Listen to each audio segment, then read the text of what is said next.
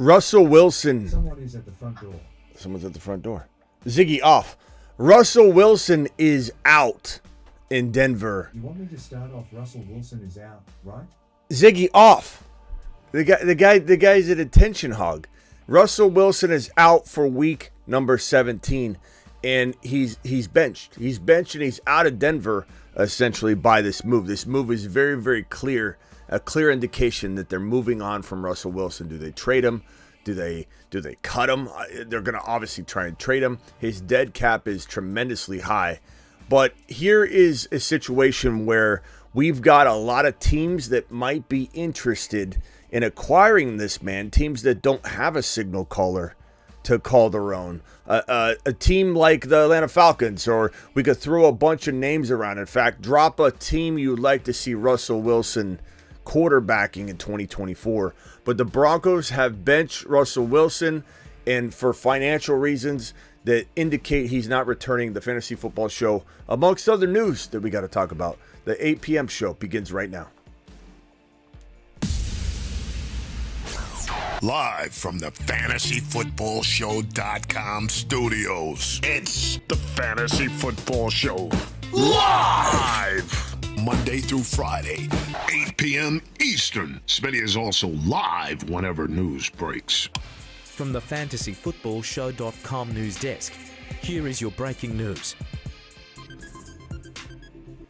Russell Wilson has been benched, and it's for financial reasons that definitely tell you he's not returning to Denver in 2024. So essentially, Russell Wilson's guaranteed $39 million this year. He gets $39 million, obviously. But this coming year, I mean. But the thing about it is he also has an injury protection clause baked into his contract that if he gets injured between now and March, the man will receive $37 million. And the team wants nothing to do with that situation. So the team is definitely deciding to move on from Russell Wilson. They're benching him to protect themselves against that $37 million injury situation that's waiting there for him. Essentially, if he got hurt right now, let's say week 17, and he was injured still in March, he would get $37 million handed to him. So this is a clear indication they don't want him here. And while you could say, well, maybe they still want him to get injured and they're still deciding, maybe they keep him. Certainly a possibility. But at this point, in this stage in the game, he is, in my mind, 100% on another roster in 2024. Now, we have the NFL draft order that we're going to kick around all offseason. You guys remember all these screens, the Brady board, the Aaron Rodgers board. I love the offseason. This is the 2024 NFL draft order projected. Now, of course, if Baltimore or the Niners or the Eagles, or these are just projected, this comes from a few different sources. This isn't even my own prediction per se in terms of this ending or how it's going. This is just the general consensus of draft order right now across the industry in a nutshell. And if we look at these teams here, we look at these teams potentially looking to draft a quarterback. What teams aren't going to be in a situation to draft a quarterback? Atlanta Falcons might not be. They might be high enough to get somebody, but is it going to be of the Hendon Hooker variety or someone of that nature? They're not necessarily going to have a shot at one of the big two or three QBs. Those guys will go early. Teams will trade up for those guys. But it's crazy to think about what team might be in the hunt for a Russell Wilson. Some might say Russell Wilson isn't good enough to start in the NFL. Some might say he's better than a handful of quarterbacks, and he definitely does deserve to be a starter somewhere. You got to wonder if there's a potential reuniting of a Seattle situation, because I don't think Seattle's in a good position right now with Geno Smith. That's just something to think about. You've got teams like really looking around like Pittsburgh. They could be open to a signal caller. I know Ron Navy would disagree and thinks Pickett's the guy. I appreciate takes like that, but I don't necessarily agree. I don't think Pickett's got the long-term value at this stage, but that's just my opinion. Minnesota's probably going to bring back an injured Cousins. I don't think Cousins will have the market that he could have had without the torn Achilles. So there's probably a reuniting going on here, or a retention in Minnesota for Kirk Cousins, especially given that Justin Jefferson has spoke his mind and said he wants him to return. Denver, what's Denver do? Does Denver go get a quarterback in this draft? Do they trade for Justin Fields? Do they do something crazy and bold? I think Sean Payton is the kind of guy that wants somebody now. I don't know what's going to happen there. The Raiders, they could certainly move on from O'Connell. O'Connell's done nothing to secure his place in this team's future. He's definitely going to be in the cards if they can't replace him or find a good option, but certainly could see Russell Wilson, go to a Raiders situation, Atlanta Falcons situation. New York Jets are going with Aaron Rodgers. They wouldn't spend the money on that. Chicago, I think they're going after a rookie. I don't think they want to toy around with some quarterback that may or may not have it left in the tank. The New York Giants aren't going to... Who knows what the New York Giants are going to do. Washington Commanders, what are they going to do? New England Patriots, what are they going to do? Arizona Cardinals, I don't think they swap out Russell Wilson for Kyler Murray. That would be a mistake. So I don't think he's going there. There's not a lot of homes when you really kick it around. There aren't a lot of options, landing spots. Aaron Rodgers eliminates, I see a couple of Jets. Aaron Rodgers eliminates the Jets option. They're not going to bring Russell Wilson in and still have Aaron Rodgers come back. So it's crazy. There's a lot going on here. A lot of moving parts to really fit in a quarterback into a good spot. And I don't know that Russell Wilson will necessarily be that guy. Looking at the teams that need a quarterback, they draft somewhat higher than the rest of the league. I mean, look, Goff, Tua, Hurts, Purdy, Lamar, Stroud, Dak, Mahomes, Josh Allen, Stafford. We don't know.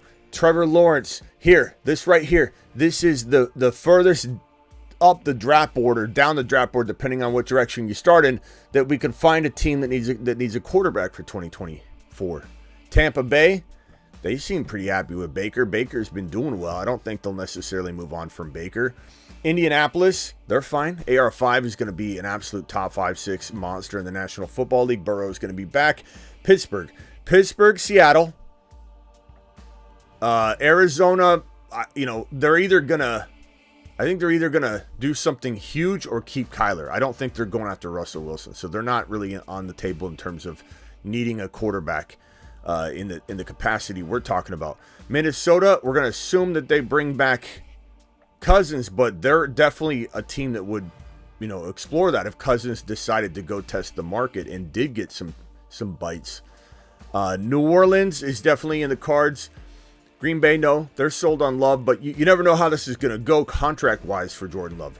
So maybe Love does get a big deal somewhere. Tough to say what's going to happen. Las Vegas, so Las Vegas, Pittsburgh, Seattle, Atlanta, New Orleans, Chicago, depending on what they do, but they've got their, I think, sight set on a top 1 to 2 rookie QB. Washington, not a lot of places for Russell Wilson to go meander to and resurrect his career. If I had to guess, we'll be talking about this quite a bit, but I don't know that we're really going to be all that crazy excited, with where he goes. He's just not that great of a quarterback. He's a product of Pete Carroll in Seattle. I wonder if there's some sort of talk about Seattle and Russell Wilson reuniting. That would be an interesting show to run, out there for some news breaks on that. We kick it around. Other news in the NFL, Trent Williams limited Wednesday. This is bad. When Trent Williams is injured, Brock Purdy struggles. It's pretty much the biggest correlation I can find when I look at this Niner offense. Trent Williams goes down, Brock gets, creamed, rushed, tip passes, interceptions. Trent Williams might be the most important player to keep healthy, and he's struggling bad. He couldn't even go back into this game. He did say after the game he'd be okay, but, a lot of people talk like that when they come off the field, and they just, they want to make sure their people are at ease and not, talk a lot of trash and then on the news wires the next morning. But, I don't know. I don't know what's going to happen with Trent Williams. He's a big boy, too.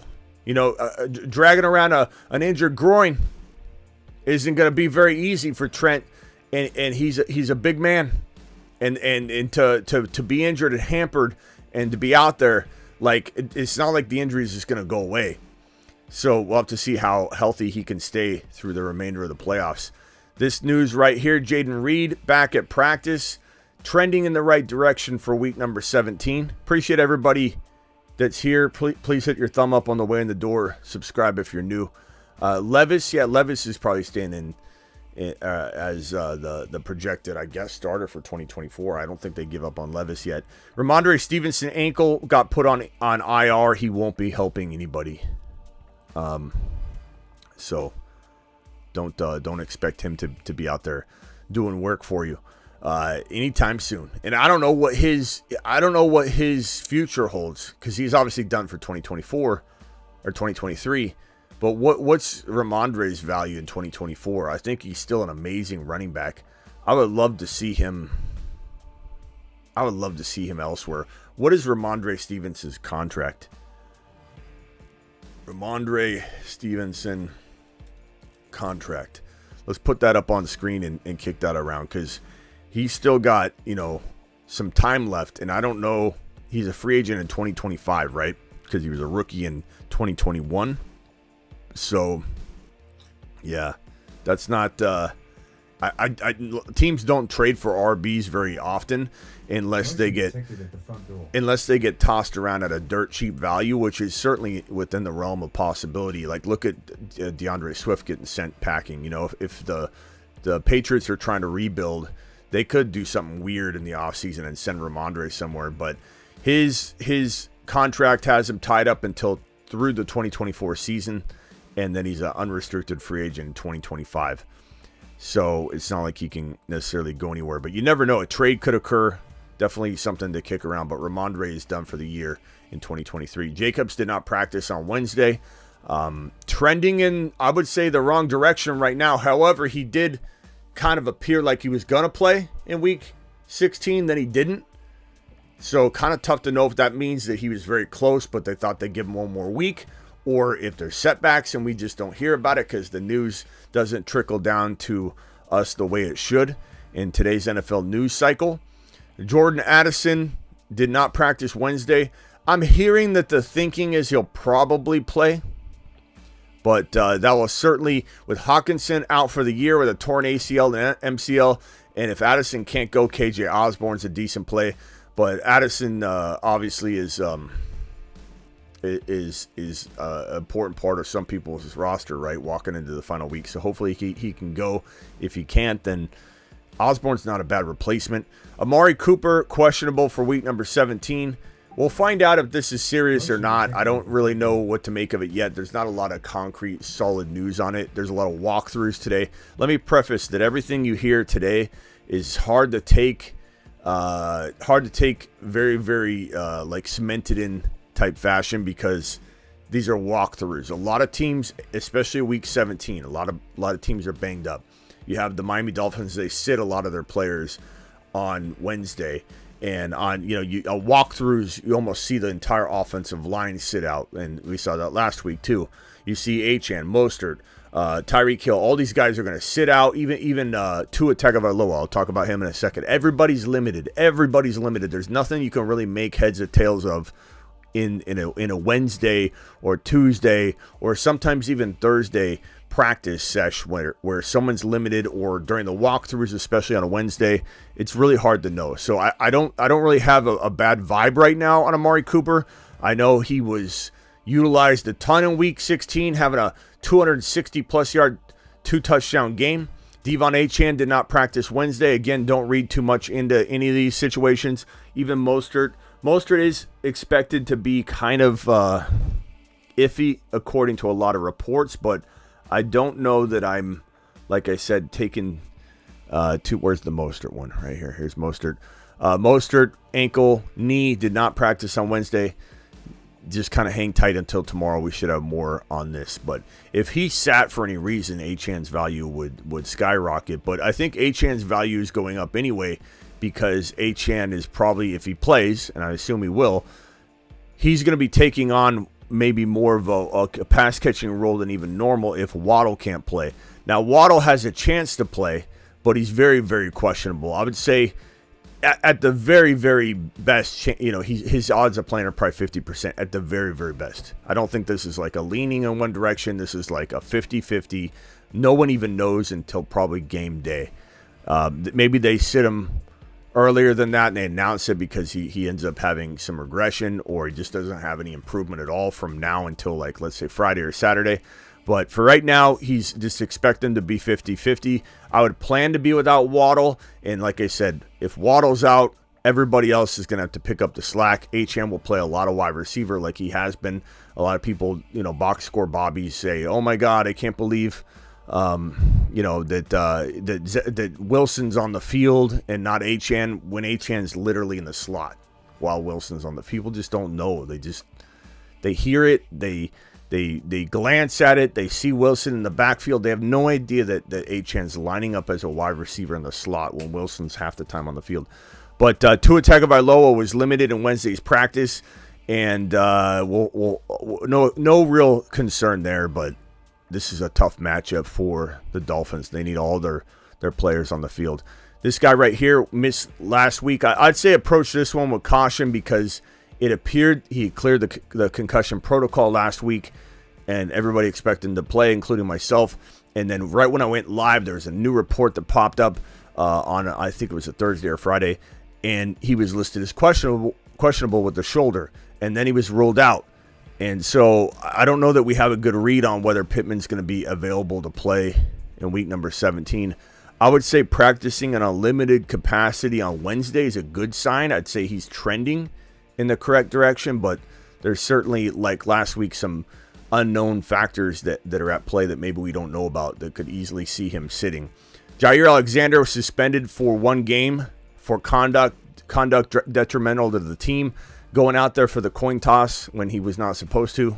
He decided he wanted to make himself a captain, and so they suspended him for a game. That's good news for anybody that was thinking that he would be on the other side of the football. Isaiah Pacheco, concussion shoulder, did not participate in Wednesday's practice. Again, take it with a grain of salt, but definitely know that there's some speculation that I'm hearing that Clyde Edwards-Helaire is going to pretty much get all the work. McKinnon's on IR. Pacheco is probably going to sit a game, and they need him healthy for the playoffs more than they need to win this game necessarily. So I think we're going to see Pacheco probably sit, but more can develop in that situation. Jamar Chase, this is a tough one to factor in as well. Shoulder, took part in team walkthroughs, but this is not something that gives us much of an indication at all. It's, as it says, a walkthrough. We have no idea what Chase or anybody's really going to do until tomorrow. So this news show, it gives you a little idea of what's going on if anybody's suffering through something severe, but a lot of this stuff you got to just wait until tomorrow. We'll get some answers. This one right here is interesting. Ravens head coach John Harbaugh said tight end Mark Andrews is on schedule as far as he's heard. It's weird that he doesn't have more of a close angle on this, that he's being told. He's very separated from the situation, but there is some thought. And when we're on Underdog Fantasy drafting for the playoff leagues, the mittens and such, it's an interesting take. It's risky to draft Mark Andrews and expect to get him, especially in the weeklies when you don't have to count on him necessarily every week. You just want to win one individual round. It doesn't matter which round. The weeklies are interesting because if for any reason he came back, that would be kind of a free, player to grab. But then again, there's some solid tight ends to grab in these drafts anyways. So tough to know what to make of this. And I don't know if Andrews will return in the NFL playoffs, but he's certainly out for the fantasy football season. But he'd be a long shot to return in like the Super Bowl or the conference championship game. Deebo Samuel neck was limited Wednesday, but don't factor this into any sort of decision making for week number 17. He's fully expected to play, and I've heard several reports and from people I trust very, very much on this front because I have a lot of Niner pals and connections and such, and there's no concern here as far as Deebo Samuel, unless he suffered some sort of setback. That is not a concern whatsoever. And then the last piece of news, Keenan Allen, heel, did not practice Wednesday. This is something to be concerned about because it's like at some point, what are you playing for? And at what point do you want to put this guy out there and risk, further injury? He's turning 97 years old in the offseason. The last thing they want to do is run this man into the ground. Then again, coaches need to win games in order to retain their job. And so there's that mix of risk versus reward. But Keenan Allen himself should be keeping himself rested and trying to potentially lengthen his career versus worry about this game. So hang tight on that one. I think anybody that has Keenan Allen should be greatly concerned. Russell Wilson's contract is right here. As you can see, he's an unrestricted free agent in 2029.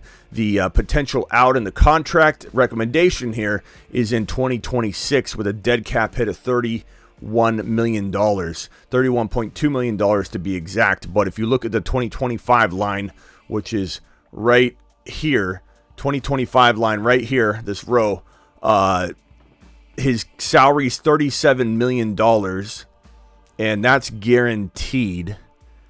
And then his signing bonus is $10 million, and his options 8.4. The cap hits $55.4 million, and then you can see this final column, or this third to the last column, dead cap for moving on from this man in the 2024 season is $85 million. It's a crazy situation. Like, how do you even move on from Russ Wilson? It's going to be so interesting to see what happens. Absolutely crazy situation. But apparently they are done with Russ in Denver. First super chat of the evening: Stroud, Stafford, or Flacco. If Stroud's playing, I think we have a real dilemma on our hands. But I think Stafford's probably earned this start. But we could easily debate this, and you get a standing O for the first super chat of the evening.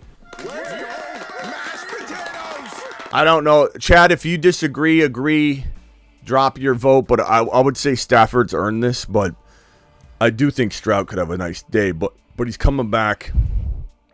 Could have a little rust on him. Lost Tank Dell.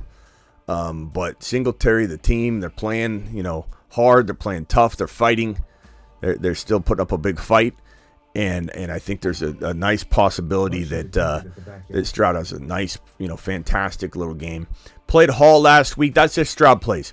Played Hall last week and benched Achane. What do you think for the championship?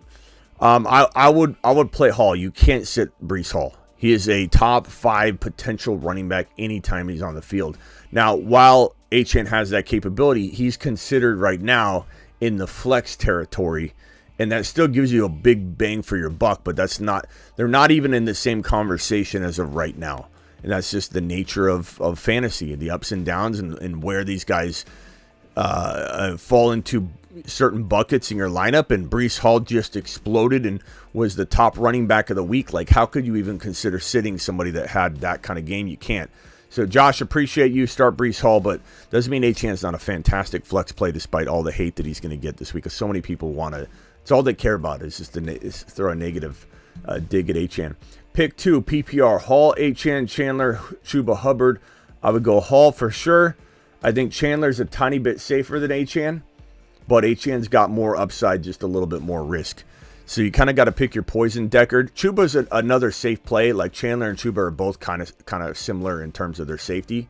But Achane definitely has more of that Breece Hall upside, but he comes with a lot more risk than Breece Hall, as I alluded to on the other question. But certainly great options. If it were me, I'd probably lean. Right now, I'd lean Chandler until we know more about the entire Miami Dolphin picture, which is Waddle playing? Is Achane playing more wide receiver? Is Achane still hampered? Is he going to practice at all this week? Is Tua okay? Tua's missing practice. Is Tyreek Hill good to go? Like, there's a lot of factors that make me say, okay, maybe Achane does become and vault up into that decision. But right now, I put Chandler in there.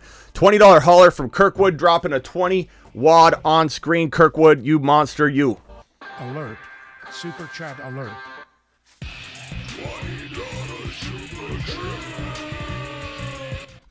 Kirkwood, the man, the myth, the legend. Here's to you, Smitty. I limped into the championship in one of 3 leagues. Matchup relative running back Achane or Breece, and London or Robinson. I don't know why we're having a conversation of Breece Hall being benched for anybody, though. That's like 3 questions where in a row.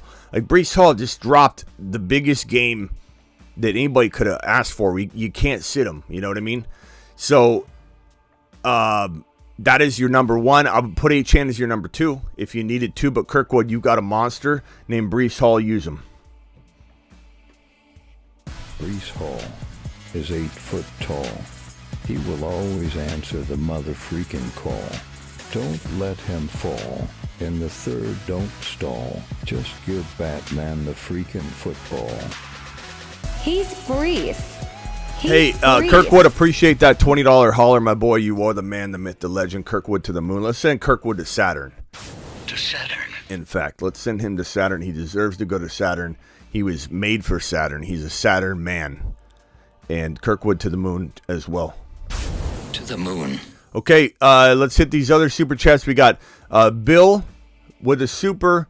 I've got Chuster with a super chat. I'll drag yours on screen. We got Brett with a super and Worldwide West with a super. Appreciate all 4 of you coming in strong with super chats. You're absolute monsters. I appreciate you. The show appreciates you.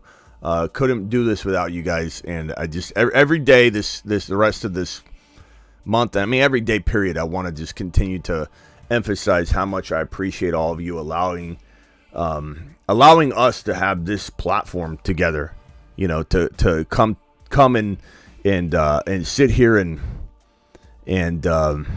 collect every single day at 8 p.m. Eastern, on top of so many other times, graveyard shifts and anytime news breaks, etc., etc. Might actually win my championship because of Breece's Ray 9. That is a fantastic message. Breece Hall's an absolute beast, bro. Just get breeced. Get breeced. Everybody, I wish everybody could get breeced at least once in their life. Flex Breece. So why are we continuing to get Breece Hall questions, though? This is what I don't understand. This is the most confusion for Breece Hall I've ever seen in my life. And the guy just went out and was a top 1 running back. He's the top running back. Of course we're starting Breece Hall. I like Rashee Rice. I understand, but like we need to stop doubting the man that just delivered an absolutely insane production line for you. Let's see.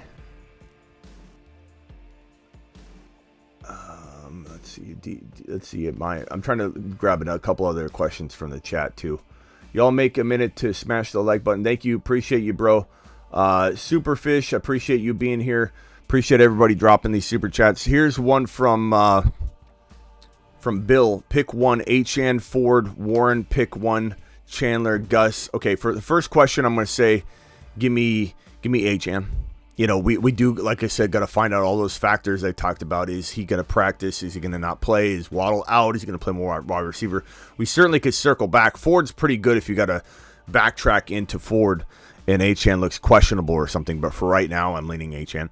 Chandler, Gus, you're picking one here. Chandler, Gus, Myers, Gabe Davis, Robinson. I'd probably say in this one, Gus Bus is safest. I think he's a touchdown potential, I would say, machine to a degree going forward. But Chandler's like that higher risk, higher upside, explosion type player. I would lean Gus for safety. The way the Ravens are playing, I feel like Gus is the safest play. If you want high risk, high reward, go Chandler. And this other one, pick 1, Chiefs or Ravens. I'm going Ravens. The way they're playing, I'm just not sitting the Ravens. Worldwide West with a $10 holler. $10 hollers get moonshots. Appreciate you, bro.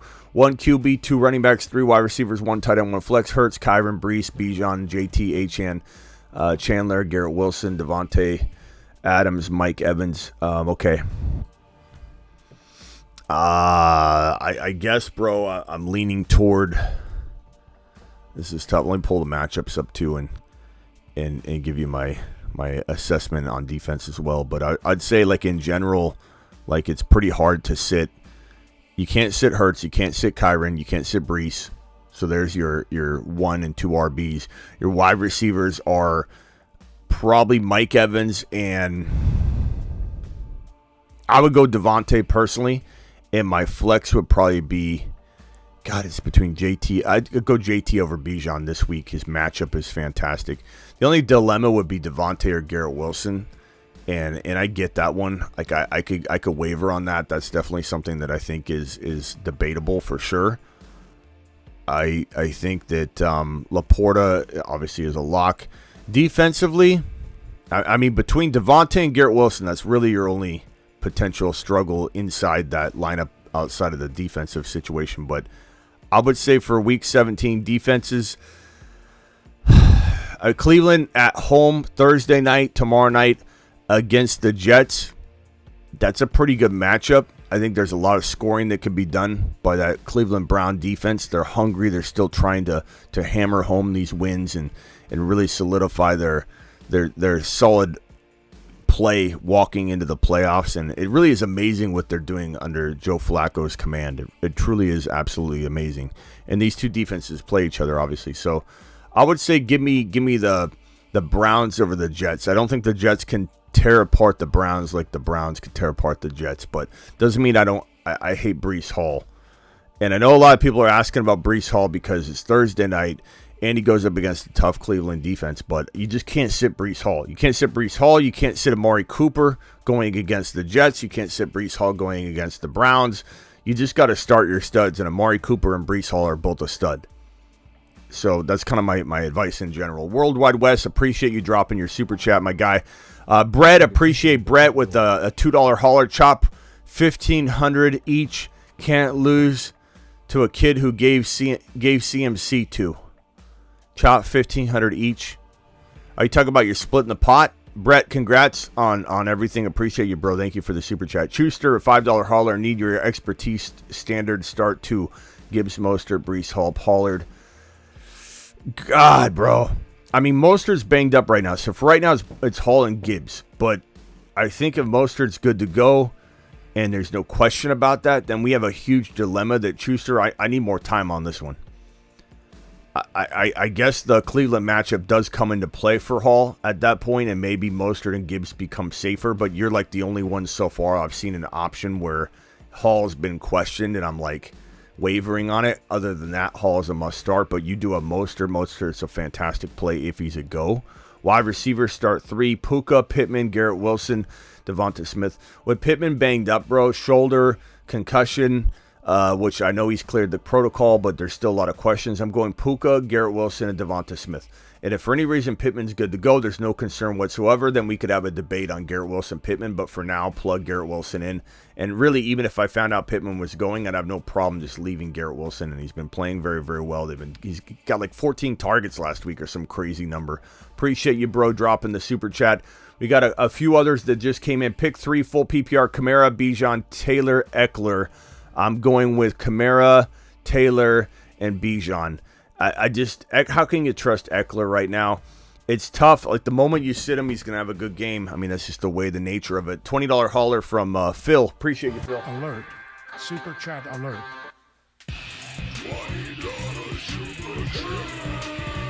Phil, appreciate you, my guy. Thanks to Smitty getting me to the finals. Hoping you can help me with my lineup. PPR 2 flex spots. Dak, Fields, Hall, Gibbs, Rashad White, Ford, CEH, Waddle, AJ Brown. I don't know your exact lineup, but I would say I assume that your RBs are going to be. So I'm going to go Dak. Your RBs are going to be. I mean, it's.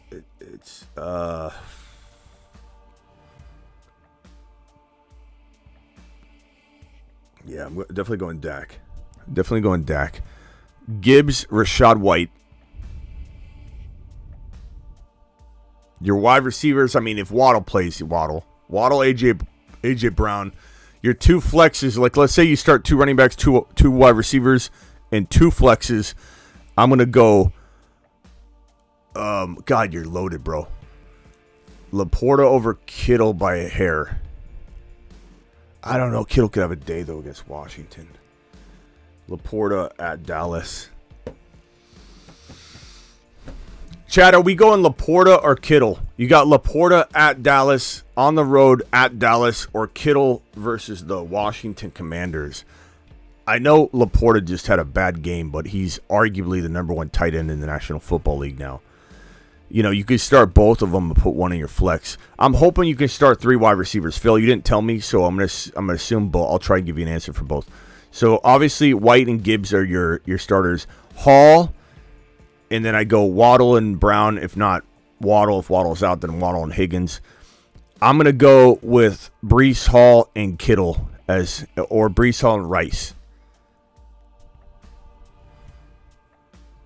And I don't even know. I'm trying. I don't even know if I go You kind of got to go Higgins. Higgins and Hall. if Waddle plays. If Waddle doesn't play, then Higgins goes in that wide receiver spot. It's really tough, bro. I kind of want to go. So Higgins, if Waddle doesn't play, then you can play Kittle and Breece Hall in your flexes. And that's assuming you don't start 3 wide receivers. If you start 3 wide receivers, then Waddle, A.J. Brown, Higgins, and then my 2 flex plays are Breece Hall and Kittle, and then I'm good. Rice is a nice play, but I don't know that you just got tough. You got tough problems, bro. You got rich person problems. Browns defense, solid start. Yeah, they're always a good play, and they're hungry. And the Jets can definitely make some mistakes. Phil, call into the phone line if you want to map it out a little different. If you can isolate a question from that, I'll definitely help you again. Kirkwood with a $10 hauler. Kirkwood, appreciate you. You can start 3 wide receivers, then easy. Kittle and Breece are my. You got to probably put Rashee Rice on the bench, I guess. But I go Kittle, I go Laporta and Kittle. I start both of them, and I start Breece Hall. So thank you for clarifying, Phil. $10 hauler from Kirkwood, Kamara or A-Chain. Kamara is safer right now, bro. Not saying don't find a spot for H-Chan, but I definitely think Kamara is, despite last week, he's still the guy you put in. $5 hauler, defensive question, Las Vegas. And I'm not saying that lightly, and I definitely waver a little bit. I don't want anybody to think I'm not considering H-Chan in that situation, because I am. But I think it's smart to go Kamara. H-Chan should be in your flex conversation. Kamara is your running back 1 or at least running back 2. So I think that conversation needs to be had about a different player. Vamp with a $5 hauler. Vamp, appreciate you and moderating and just all that you do, bro, and positivity here on the channel all year long. Very grateful to have you a part of the community. Defensive question, Las Vegas versus Indy.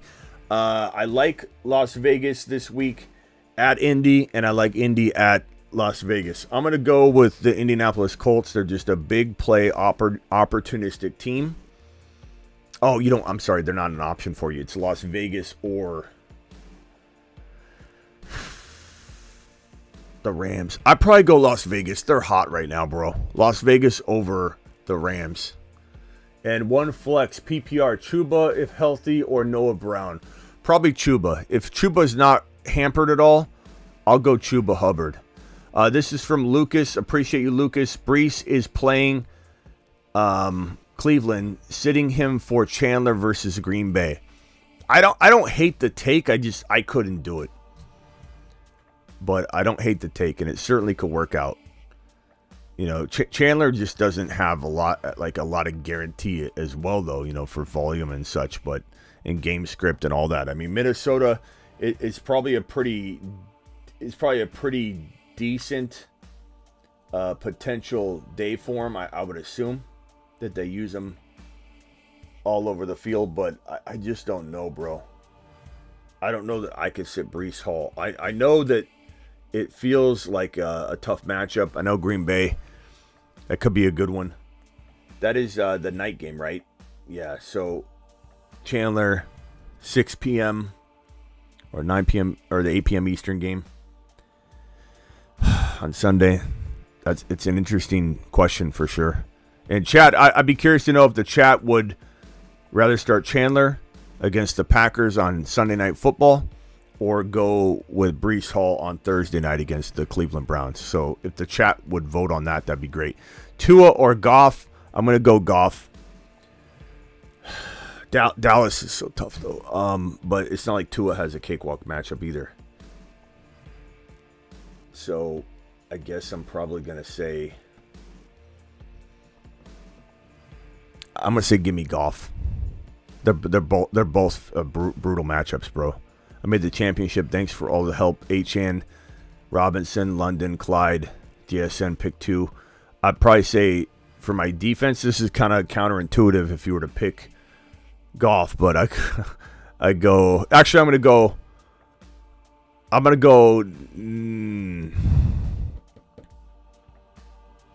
go Niner defense, and then Goff, and then picking 2. I'm gonna go H-Chan and CEH if he's the lone starter. If not, London. But very, very close questions, Montoya. Appreciate you dropping that super chat. We've got a $20 hauler here from Justin. Justin, you monster. Alert. Super chat alert.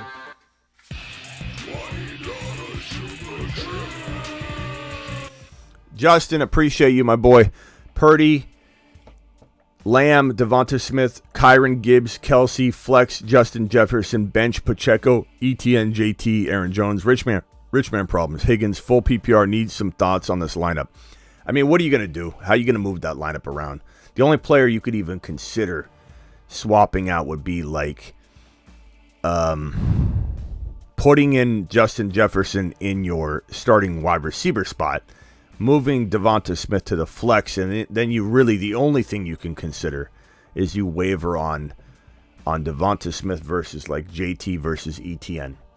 And I'll do you this one favor because I don't, to be honest with you, feel like I have a set answer yet because I'd waver on this all night long. Chat, vote ETN, JT, Devonta Smith. ETN, JT, Devonta Smith. JT has a fantastic matchup at home, or a good matchup, you could say. I think a good game script matchup for him. I think that you're looking at a potential ETN game that could look... It could be hit or miss. Really could. I think he could have a bounce back game, but I think he could also just kind of continue to be a little bit pedestrian right now. I don't think I trust Pacheco if he was to play yet. So for me, I probably lean. Damn, I mean, Devonta Smith is still doing it, man. He's at home versus the Cardinals. I think if it's full PPR, I lean Devonta Smith by a hair, but it's between JT and Devonta Smith, and JJ goes in your wide receiver spot. The chat is voting JT by quite a bit, but Devonta Smith's making a little bit of a comeback.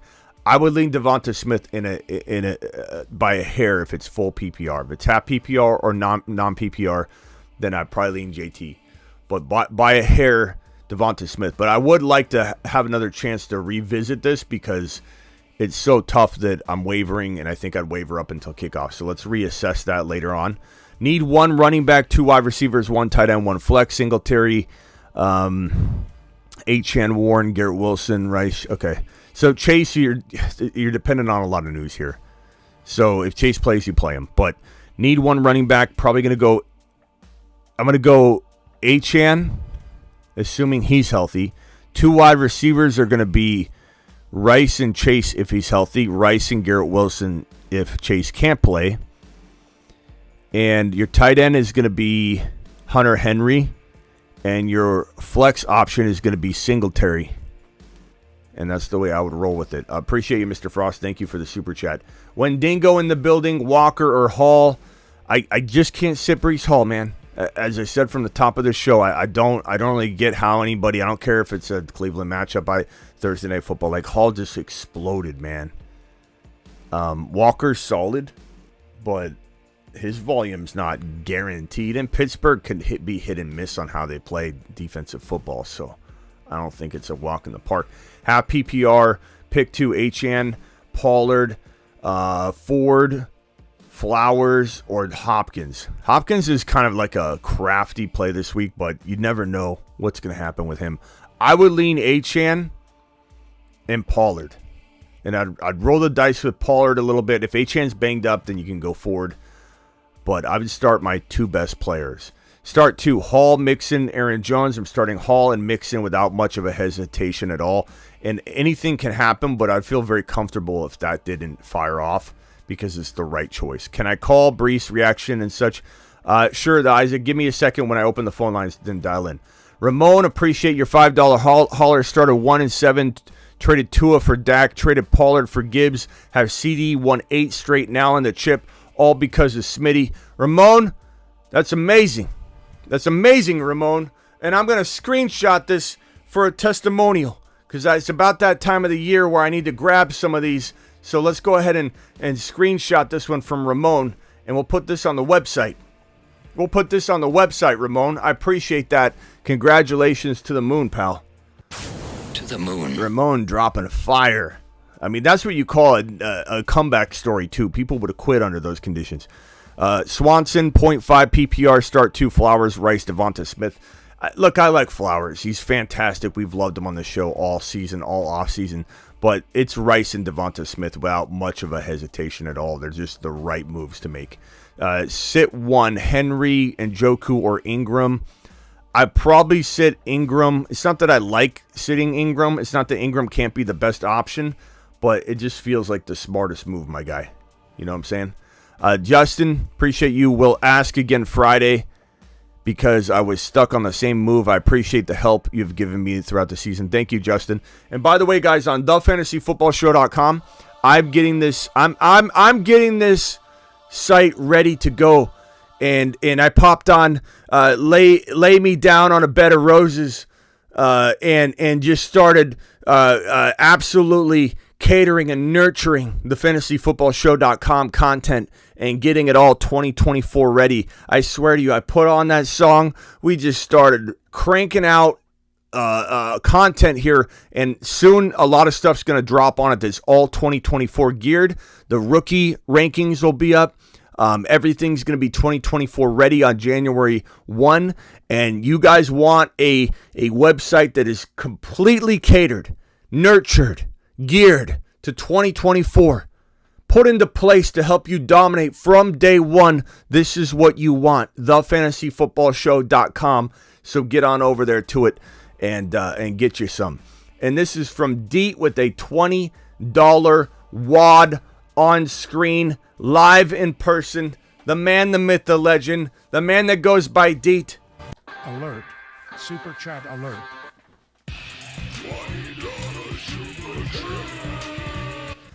Deep, my man. Smitty, I made it. Pick 3 running backs and a QB. Bijan Robinson, Monty, Walker, Charbonnet, Chandler. I probably lean toward Bijan, Monty, and then it's between Walker and Chandler. Can we get a Walker and Chandler vote, please? Walker, Chandler, Chandler, Walker. Let's see what the chat says on Walker versus Chandler. That's your only dilemma. And Fields, you got to go Fields over Stroud, not knowing how healthy he is, and I'm a little bit worried about him his first game back. Wide receivers, JSN, St. Brown, Myers all have left. Appreciate your advice. Thank you. Appreciate you, Deet. Deet, let's see what the chat says, because I feel like they're gonna have good insight on this one. Walker or Chandler? Chandler or Walker?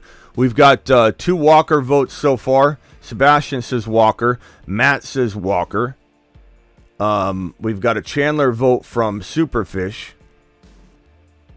We've got a Chandler vote from Silver Rapture. Silver says Chandler. Niners peaked, says Johnson, just jumping in, being selfish with his commentary right now instead of helping out on this question, but I still appreciate Jay Johnson. He's just doing his thing. Ty has Green Bay defense, though. Green Bay defense is horrid. Chandler says Ultra. Max says K9. Ethereum says Achan. He wants Achan in this conversation, and I don't blame him. I don't blame him at all. So I think the consensus is kind of, Max said K9, but Ultra came in with Chandler. Skippy's bringing bringing K9 back into the conversation, though. I would say Chandler's safer. Walker's got higher risk, higher upside. I hate to give you that double talk answer, but the truth is sometimes that's all we got. It's like, what does your matchup look like? Do you need a big swing? Not that Chandler can't be a big swing as well, though. You know what I mean? Like, Chandler's got the ability to be a 150-yard and a touchdown guy on any given day. You can break off. He's a 4.38 40 guy, so he can break off a touchdown at any moment. So, I don't know. I would say give me Chandler. I'd say give me Chandler at home on Sunday night against the Green Bay defense if you need any sort of swing at all. JT, if Moss is iffy, says Space Ricky. I don't know if that was a question somebody else asked, but JT's good whether Moss plays or not, especially with what he did. Last week he scored and everything looked, copacetic. So I'm pretty excited about that. All right, phone lines are open. Call into the show. Call into the show.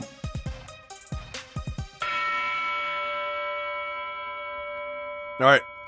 We need to clear this off. Christopher Smith and Wheel Snipe City, appreciate you guys being the absolute legends of the phone line. Right now, we're clearing this out. We need to start over. Who is the highest super chat of December? We'll say January. We're gonna kick this off early. If anybody drops it here, we're gonna leave them on here. This is who is the highest super chatter through January. That's gonna go right here. I appreciate you all. Let's dial in. Phone lines are open. We got Sebastian Callie dialing in. We got Baked In Boys coming in hot. We got Ethan the Negative, or AKA Ethan the Inappropriate, I think is what we might start calling him moving forward. Let's go to Sebastian. You're live. Hello? Sebastian? All right, Sebastian, call back. Ethan the Inappropriate, a.k.a. Ethan the Negative, go ahead. Smitty, 2 QB finals. I think I'm going to go with if Chico doesn't play, I'm going to go with Chandler and Zamir White, because I think Zamir White is going to get the start. Yeah, I think Jacobs isn't going to play. Well, I mean, that's an assumption, but I think that it's not a crazy assumption, but I don't think we have any idea yet if Jacobs is going to sit. I mean, he was like on the verge of playing, and then he just sat. So unless he suffered a setback that, they aren't really fully mapping out for us, I think he probably is like leaning 55%. If I had to guess, and just throw a number at it. But who the hell knows? If Zamir White plays, I'm fine with Zamir White. But I think Pacheco's a little bit iffy anyway, bro. Even if he was to play, I think they might use a lot of Clyde and just keep Pacheco healthy. He's been banged up. They don't want him getting any worse. So I think I'd probably start Chandler over Pacheco anyway. And I think I'd start Zamir White and Chandler about the same. I think that would be a waiver. I'd be wavering back and forth on that one. My starting is going to be Mixon, Chandler, and then it's going to be either, so, yeah, that's my choice. All right. But, with Zamir White and Chandler, it's pretty easy to see if a guy's like 215 pounds and has a 4.5 40 or sub. I mean, that's a good potential running back. I mean, there's exceptions like Kyron Williams, but this stuff isn't that hard for the running back, I don't think, All right, bro. Call back if you got another one, Ethan. All right. Take it easy, Smitty. Yeah.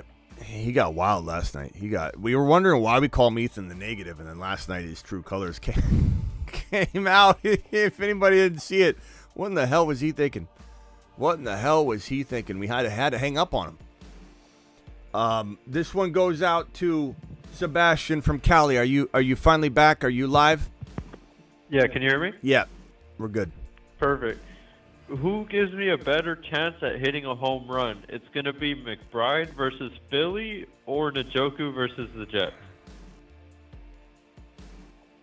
McBride. They're both really good, man. I mean, Njoku's been unbelievable. They're both solid. Like in similar fashion to that other question I had, I almost want you to start both of them, one on the flex, but it would depend, who you have. But I think I'd probably pick McBride. McBride's been playing like a monster all year. I wouldn't take one game like last week and draw too many conclusions, but they're both fantastic, man. The Jets are a tough defense, though. It's hard to imagine a lot of scoring, but if anybody's gonna score, it could be Njoku. That's definitely a better matchup than the wide receivers are gonna have. Pumped about JJ this week, but I appreciate you. All right, Sebastian to the moon. Call back if you got another one later, bro. Okay, Baked In Boys. What's up, my boy Baked In? Oh, great. I'm on. First off, I want to say thank you. I made it to the championship in 2 out of 2 leagues. I've been following your advice a lot. And this is honestly probably the best year, first time I've ever been in 2 championships at the same time. So I want to thank you. Attaboy. What else is up? I wanted to see if I can make some lineup questions because I definitely have some question marks in one of the teams. The other team, I think, I have a real strong chance of winning. All right. Would you play Elliott? Period. Either as an RB2 or a flex. I'm considering Elliott over Warren. Or I also have Ridley or Demarcus Robinson I might be putting in my flex. Ridley over Warren, Ridley over all those guys. Yeah. Okay, but what about what do you think if Hunter Henry plays, I don't know if Ezekiel Elliott's getting like 8 or 9 or 10 catches like he did. So plugging Elliott into my flex is what got me into the championship because he had a great game last week. Yeah, Ridley's my guy in that scenario, but like, do I think Elliott could have, like, you could start Ridley over Elliott is what you're saying though, right? No. Would you start Jalen Warren over Elliott? Okay. That's a tough one. I mean, like Ramondre's out for the year now.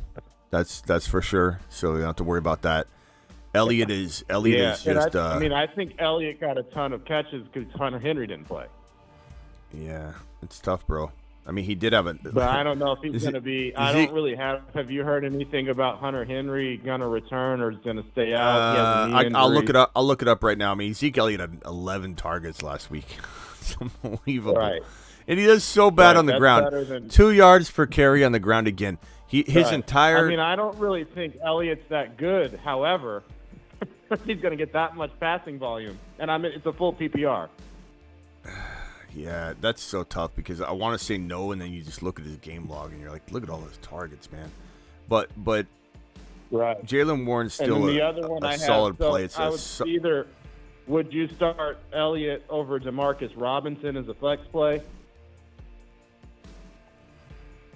Robinson just looked awesome, even with I started Puka, and Robinson still was that good. I mean, maybe you go Elliott in the one. Maybe you go 30-point game. Maybe you go Elliott in the one, and you go Robinson in the other. No, they're both on the same team. Oh God. So right, that's my kind of my dilemma. Do I start? I'll be honest, Elliott, bro. Who did win off? Do I start Robinson, who also looked really, really good? I'll be honest, bro. I mean, this is a coin toss question. It's not like I'm just forcing an answer. I love for the chat to get involved. If the chat could vote on it. Demarcus, Elliott, and who's the other option? Just those two? Well, or Jalen Warren. So I could start Robinson in my flex. I could sit Warren, who's my RB2, and I'm starting Kenneth Walker. Yeah. Chat, vote on what you think. DeMarcus had 6 targets, 3 targets, 10 targets, 5 targets in the last 4 games.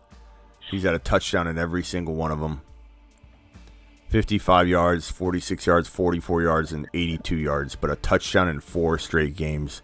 Hard to count on it, but at the same time, when Stafford's connecting with somebody like that, it's like you just don't know when that trend is going to end.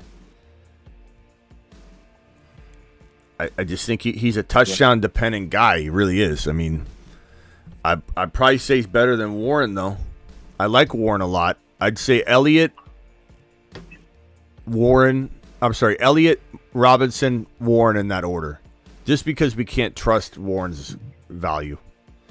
I love Warren's talent, but we can't trust the volume. So in that order, Zeke, Robinson, Elliott. All right. Okay. Thank you so much. You're doing an awesome job. Just keep it up. All right, bro. I really appreciate how hard you've worked. Appreciate you. Later. Thanks, man. Thank you. You the man. Let's go over to Shane. Shane, you're live from Colorado. What can I do for you? Hey, my friend. I wanted to say thank you. I talked to you a month ago. I'm in this guillotine league. You gave me some awesome advice, and I'm now the final 2. Winner takes all, $1,000. And, man, it's like literally you can just pick a team. It's 2 people left. And so here's my 3 quarterbacks. I got to pick 2. It's Josh Allen, Jalen Hurts, Justin Fields. Allen Hurts? Yeah, hold on. Josh Allen, Jalen Hurts. Okay. I don't think I picked Fields over those guys, but Josh Allen is hungry. They control their destiny. There's so much to play for. Jalen Hurts is in bounce back mode. They're trying to win. There's a lot for them to fight for. I mean, these are two amazing options that you got. Obviously, in a guillotine league, for anybody that doesn't know, in a guillotine league, you get to pick up the scraps, and when a team's eliminated, all their players become available, and then they basically add them. The Cardinals are a good matchup for Hurts. I think it's I'd probably say, bro, this is a tough question. Let me look at some data across the industry real quick too, and just see what I'm seeing and what people are, when faced with that dilemma, what are they picking? Which there's probably not a lot of data on that one, because I don't think there's many people. Wait till you hear my running back, yeah, my friend. Holy I can cow. imagine. I would say, look, Hurts is probably the best start of the week for all quarterbacks, is my assessment. And I'm looking at data, and anybody that's been faced in that situation, which are, again, there's not a lot of data. It's really guillotine leagues that would have that data even populating it. Hurts is getting chosen majority of the time over Josh Allen. But that's a really tough call. Okay. They're both very, very good. I would go Hurts. I just couldn't sit Jalen Hurts. But go ahead. Next question. And then do you think, of those tonight, would you pick up either, now I'm starting, it's two quarterbacks, would you also tonight, Dak and Purdy are going to be available for free agents. Would either of those be better than Allen and Hurts? Wait, are you starting both Allen and Hurts or just one? Yeah, Allen and Hurts. So it's a super flex guillotine. So I'm going to do Allen Hurts, and I'm going to leave Fields on the bench. No, I'm starting Allen and Hurts. Allen and Hurts are both in my top 3 or 4 quarterback plays this week. So that's fantastic. Okay, next question. So then check this out. Yeah, so I know that McCaffrey is no matter what. Okay, I got to pick 3 of these guys. So I got McCaffrey, then I have Saquon Barkley, Jonathan Taylor, James Cook, Kyron Williams, Rashad White, and Jamar Gibbs. Because I don't have a defense or a kicker right now. I'll pick them up on Sunday morning. So I'm pretty sure of the names you mentioned, Kyron, White, and Gibbs would be my 3 starters. It's so crazy to have like the entire NFL. Basically. Well, I mean that's a guillotine guillotine league for you. Yeah.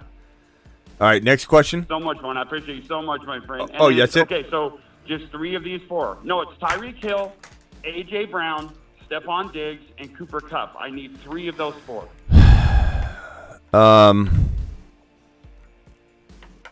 I'd probably sit Diggs because he hasn't done anything. Whereas Cooper Kupp, at least there's a huge upside for him. They're still fighting very, very, very hard.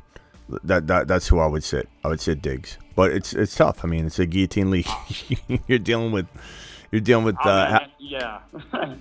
It's like two people drafting. It's such an honor to talk to you, man. Hey, man, appreciate you. Call in anytime, Shane. Later, bro. Yeah, have a great night, my friend. Go win it. Call us back when you win it. Let us know how you did. All right, later. Yes, sir. Yes, sir. Let me hit these super chats real quick, then I'll go straight to the phone line. Pick 2, Kamara, Swift, Gibbs, Achane, Zamir White.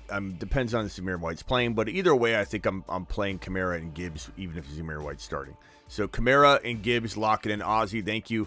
Smitty, need help. Pick 6. Breece Hall, Kyron, Ayuk, Diggs, Nico, Aaron Jones, Taylor, Connor. So Kyron, Breece, Ayuk, Diggs, JT, and I know Aaron Jones look good. There's some intrigue there, but I'd probably go Connor.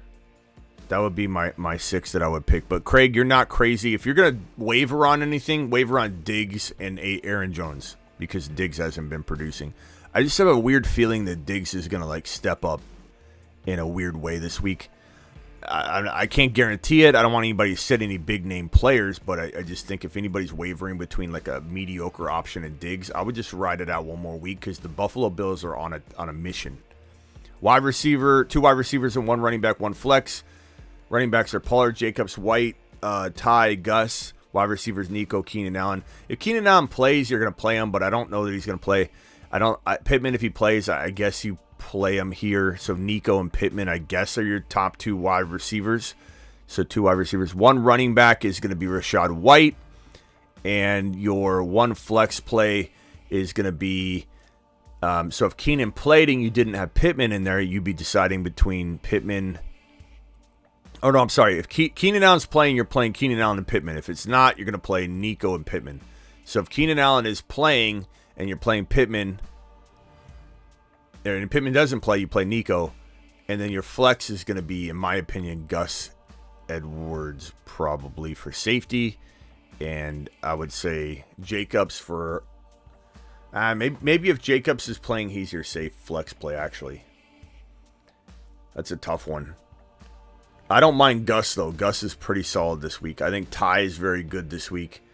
Hopefully Jacobs plays and you're starting Rashad White and Jacobs. If not, it's really a coin toss between Pollard, Ty, and Gus. And I think, Johnny, if you could bring this to us later in the week when we got more news on, what's going on with the Minnesota running back situation, what's going on with Jacobs, what's going on with Gus Bus and how that looks. He's always like kind of dinged up. I just want to see it all a little bit later in the week. But if I had to choose right now, I would say Jacobs. I would say White, Jacobs, and we'll call it Ty Chandler and Gus as a tie for your third RB. I wish I could answer this one with confidence right now. If the chat wants to weigh in on this, but Johnny, there's just not a real way to cement it in yet. There's too many things pending in the news world, man. Amy, you're live. Appreciate you. Hey, yeah, you told me to call back with my quarterback. Okay, what's your quarterback situation? So I have Tua, which I am not comfortable playing him, especially who he's up against. His matchup, the Ravens, and when they got dominated, I have a feeling the 49ers, I don't know, I just feel like it's not going to be good. Okay. So I could pick up Carr. Browning I have, but not a great matchup. And there's Mullins, that's it, pretty much. I mean, it might be worth it. Anything can happen, but I don't think I'm sitting Tua for those options. Now, he's banged up. We got to see how he's doing. Tyreek, Waddle, Achane.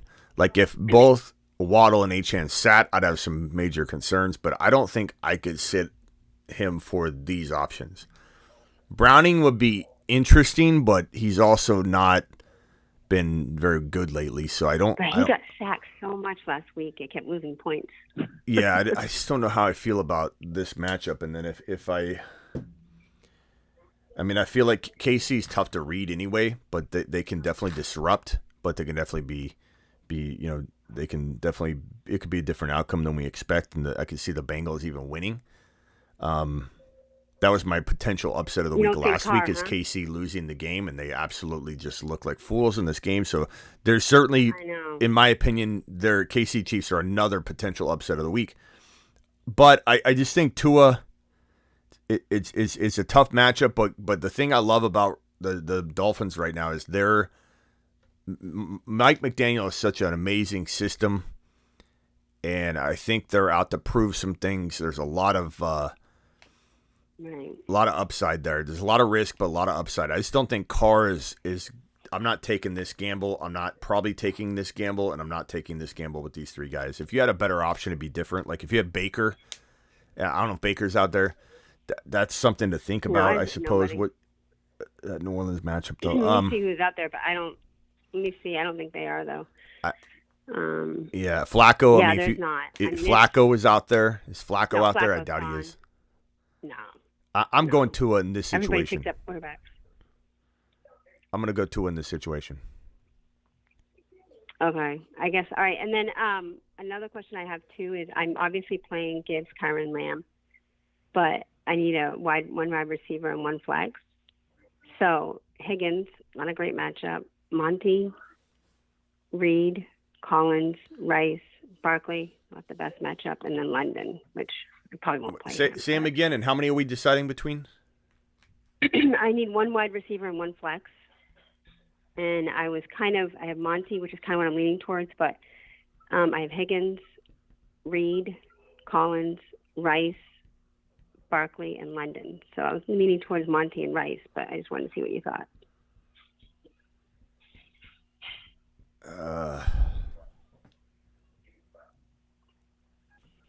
This is tough. I probably would say Monty and Rice is nice, but so is, like, you could say Monty and Higgins, Rice and Higgins, Monty and Higgins. Barkley's hard to sit, but he's also hard to start. Barkley's such a hit and miss player. He absolutely go out and I know. I'm nervous to play explode. Well, and you know what I'm playing up against? I'm playing up against Cooper, McCaffrey, and Lamar. So I'm like, he's gonna.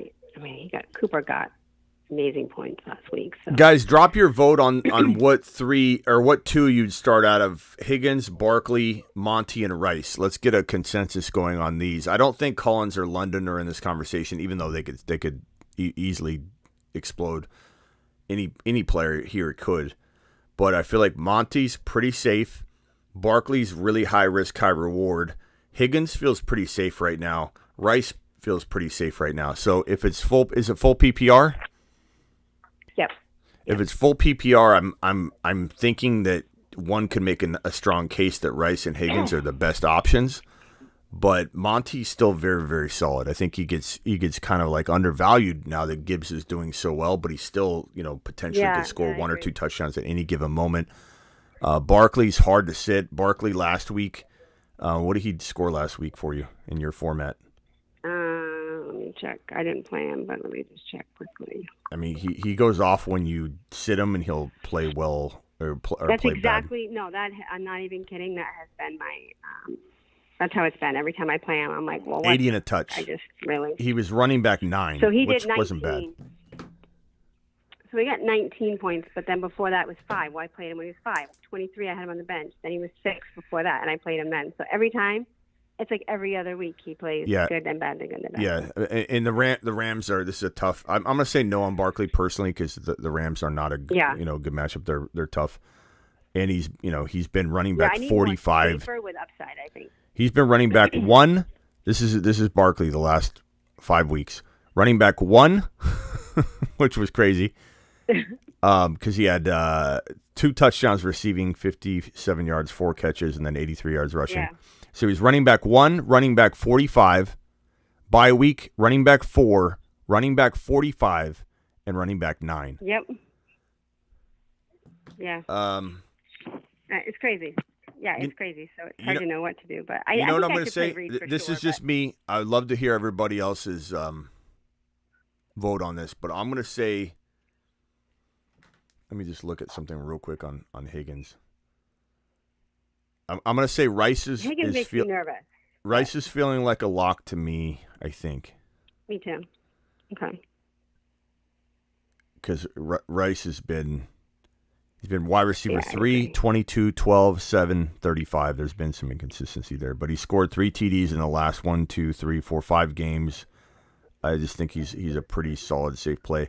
Higgins is tough. Well, Higgins, his matchup is mediocre. Yeah, it's not great. And then he's got, yeah. But he's got 3 TDs in the last 2 games, so it's hard to like. I know. Final answer for me.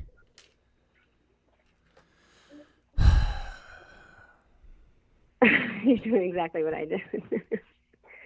Let me look at Monty real quick. Monty? Yeah, it's the same. It's kind of.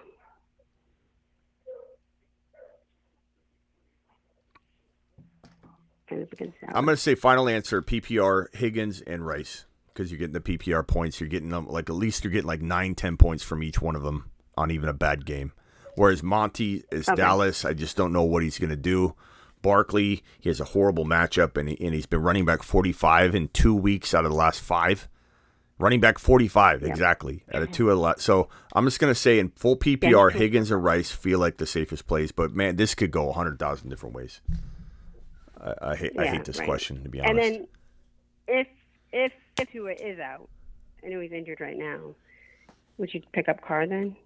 Who? What? Carr? What? If Tua is out. I know he's injured right now. Yeah. He I think he's fine. This is a walkthrough. It's just a walkthrough. Everybody's sitting out. Let's see. Carr is coming off of QB3 and QB7 games. Back-to-back games of 3 TDs each. I mean, I guess in Tampa Bay is not a bad matchup. I don't know. Let's go to the chat real quick. I know. Would you guys go Carr? I was looking at his matchup. All right, last question. I got to move on to the other callers, but I'd say if you guys could vote on this, Carr or Tua. Tua's got a tough matchup. Carr's got a Tampa Bay matchup, which is pretty nice, and that could be semi-high scoring.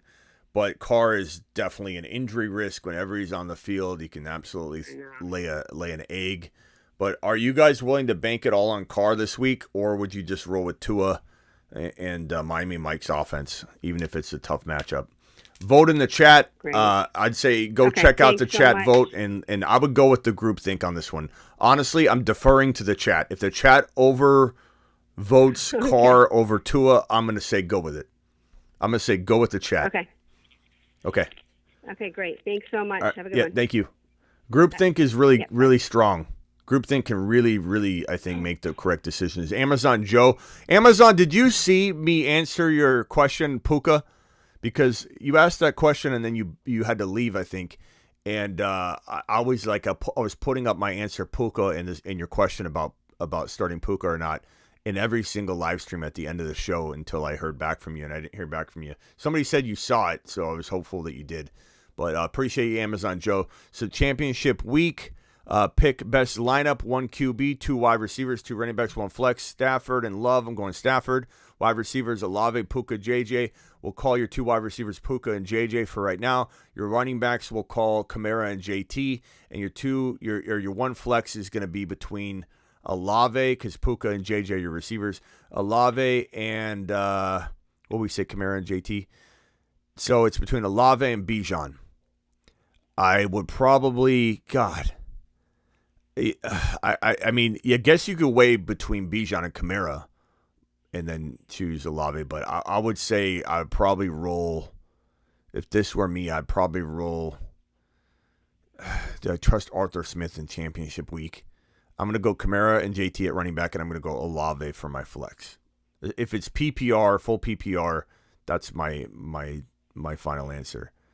Love the show. Tight end is Njoku. Appreciate you, Amazon Joe. Thank you very much, my guy. Appreciate you very much. Thank you for dropping that other super chat. Hopefully, let me see if Amazon Joe is responding here. And if missed it, but still won. I put it up for like 5 shows in a row, Amazon Joe. I talked about it at the beginning. I think I pinned a comment too on it, and I put it up at the end of the live stream. I was like, Puka, did you start Puka? You better start at Puka. Dynasty 12 team PPR. I trade Downs and Jay Ferguson for McBride in a heartbeat, Matt. I mean, McBride's a top 3 or 4 tight end in Dynasty. Asan, $10 hauler. Asan, appreciate you dropping a 10 watt on screen moonshot for you, pal. Asan says, Smitty, what's up? Going for the second championship, full PPR, 2 wide receivers, 2 running backs, 2 flexes. Flacco, Kyler, Mullins. I'm going to go probably Joe Flacco, I guess. That's crazy to say that, but I guess, yeah. You kind of got to go Joe Flacco. They're both good plays, but Joe Flacco has been doing it. I mean, every single week he's delivering, and it's not like we got to bank on him any more than this one final time. I hate to say go Flacco, and then that's when he craps the bed, but he's been QB 10, 9, and 1 in back-to-back weeks. But I don't know, this Jets matchup. You know what? Kyler has the Eagles, right? You know what? Go Kyler. Yeah. I scratch that. I'm not going Flacco against the Jets when Kyler's facing the Eagles. I was spacing out on the matchup there for Joe. No, I'm gonna go Kyler. My 2 running backs, I'm gonna say, are ETN and James Cook. My 2 wide receivers are going to be Tyreek and Pickens, and then my 2 flexes are going to be. So you have ETN, Cook, so Chandler and Aaron Jones. And then my defense, I'm going to start the Raiders because they're hot, bro.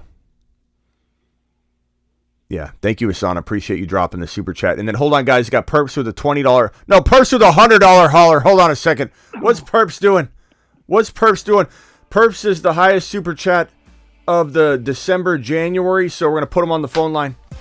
Call into the show. Call into the show. Perps, appreciate you. Perps is now, until someone knocks him off, the sponsor, the highest super chatter of the month of, we're going to call it January and December, lump it together. So until somebody knocks him off, Perps is on the phone line absolute freaking monster. Perps appreciate you. And Perps is $100 hauler. And you know what? I hit the wrong button too. We got a new button for $50 haulers and above. Alert. Alert. We have a $50 plus super chatter in the house. And how special does Perps feel? That's the first time we've used it. Smitty, I made it to the championship as the 7th seed at 7-7. Thanks again for all your help, advice, and support this year. I definitely could have done it without your channel and amazing group. Think in the chat and Instagram group. Shout out to the subscribers.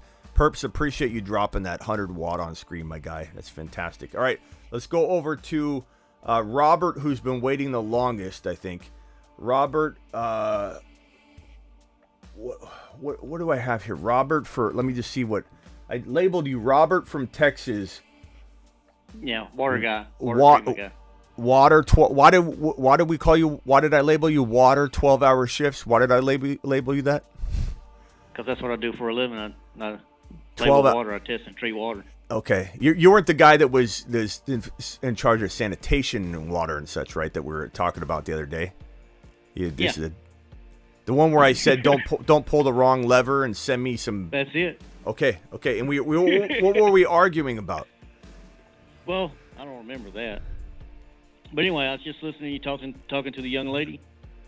Yeah. And she got Tua. Well, I got Tua.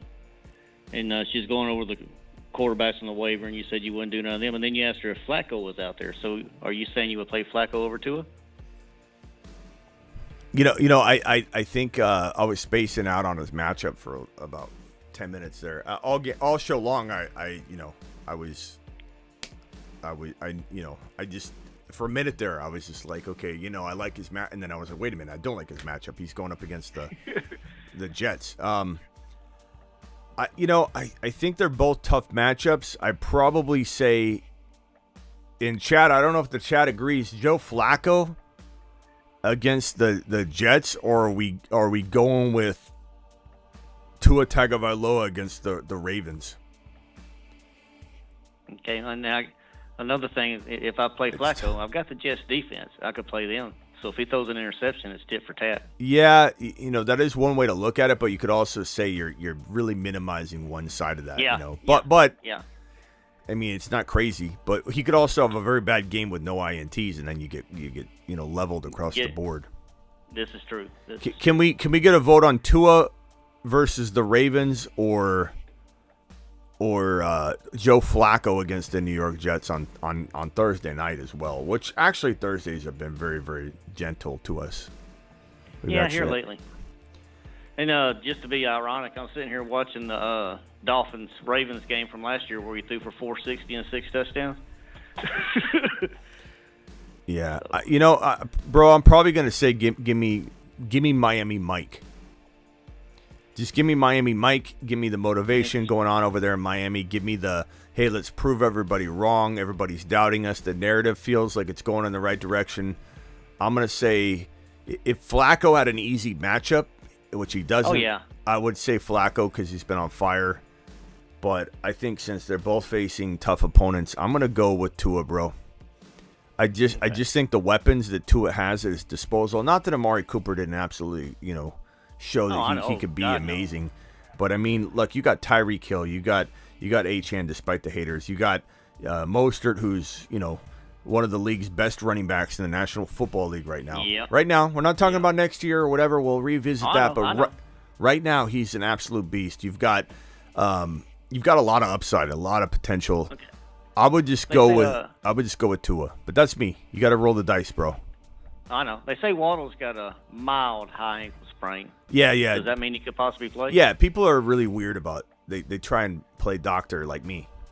Yeah. And I definitely try. I'm no doctor. But I'm a deep fake doctor on the internet. But a lot of people they hear high ankle and then they say things like he's out 4 to 6 weeks. It's a high ankle. Yeah. But you don't know what degree of high ankle. You could get hit in the head, bro. Does that mean you have a concussion? No. No. So a brick hit my head. Well, how hard did the brick hit my head? Like, my head injury is determined by how bad the brick hit my head. For anybody to act like a high ankle without any information means 4 to 6 weeks, they don't know what the hell they're talking about. A high ankle that's minor could be a lot better than a very, very serious mid-ankle or low ankle injury. You know, a broken finger can be worse than a mild high ankle sprain. Mild high ankles are not, they're definitely hampering. But yeah, well, he didn't gimp off the field last week. I said, Yeah. well, it can't be that bad. No, Because so usually you see a high ankle sprain, they're either being helped off the field or they're gimp. Yeah, if it's a severe high ankle. Perps dropped 20 gifted memberships in the chat, by the way. Perps to the freaking moon. All right, bro. Anything else? To the moon. No, that'll do it. That'll do it. Y'all have a good, happy New Year, both. All right, what did we? I don't know if you're the one that I was arguing about though. What were we arguing about? Maybe we weren't arguing. Maybe you're just thinking I was referring to you when I was referring to somebody else the other night. I want to say it was. We talked about somebody that was in the chat doing nothing but arguing that night. Yeah, I don't think. Yeah, so I don't think this was you. I think it was someone else. But hey, appreciate you, Robert, Okay. and thanks for taking care of the water, bro. From the bottom of my heart. It's easier than I thought. Yeah, you're the one that's been you sit there and you have the best job we talked about in the world other than what I do, but like you get to just sit there and just make sure everything's going good at the middle of the night and just listen to the fantasy shows. I'm sitting up here right now. I'm sitting at work right now watching TV and talking to you. How's the water right? Is the water flow strong? Well, yeah. I mean, it's cold. Are we looking good? I live in South Texas, and it's 40 degrees down so here. So does your water? What is your water supply? How many states? Just Texas? Oh no, I work at a plant. It supplies about 300 people. Oh. I work at a plant. So 300 people? I don't do municipalities. I don't do city water. It's more or less like private water. 300 people? Yeah. That's just it? A little plant. That's it. They actually have a plant that it's cost effective to have to funnel to 300 people? Well, I work in our site's in the middle of nowhere. Oh. It would cost them a ton of money to pipe city water out here. Yeah, that's so it's more because the only price that we really have is chlorine. That's and and then the power to run the pumps and stuff. That's crazy though. That's crazy. 300 people. What a burden those people are. Yeah. Well, I learned how to do it in the Navy when I graduated high school. You know what I I'd mean? be a garbage man you know what I or mean? something, Like what a burden you must feel like that you literally have like a plant and in full-time workers around the clock to funnel you 300 people water so you can shower.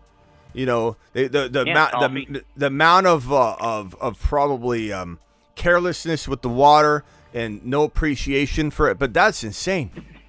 That's insane. 300 people?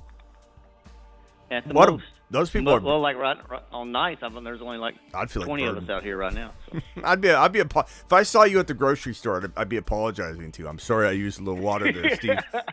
Or Robert. Robert, was I okay on the water usage last night? I took kind of a long bubble bath after my championship. You'd be surprised how many grown men leave a toilet running or a shower running. Can you see it? Can you see what home is draining more water? Yeah, I got a meter. My bro, meter's spinning like a helicopter. You know. Yeah, is there some? Can you tell who can't hold their water at night? Like, hey, Bob's taking a leak. No, I can't do that. I can't do Bob's that. toilet's going again. Bob, you need to get. You probably walk in the local grocery store and you're like, hey, Bob, why don't you get that? Your what would you call it? Your bladder checked out. You've been going to the bathroom at 2, 3, 4, 5 for weeks. There might be something wrong there. I think go get a probe. Yeah, go get it looked at. All right, hey, appreciate you, bro. All right, big up. All right, later. All right, man. Keith, you're live. That wasn't the guy I argue with. I don't think he realized what I was asking him, but that guy's too nice. You can't argue with that guy. That guy's supplying water to the people. Keith, you're live.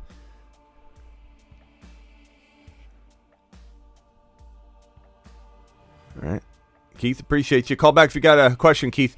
Elvis, you're live. Maybe you told me to call back. I've got a tough situation for you. I'm kind of leaning starting Adams, Olave, and Diggs, and then my flex / receiver to think about are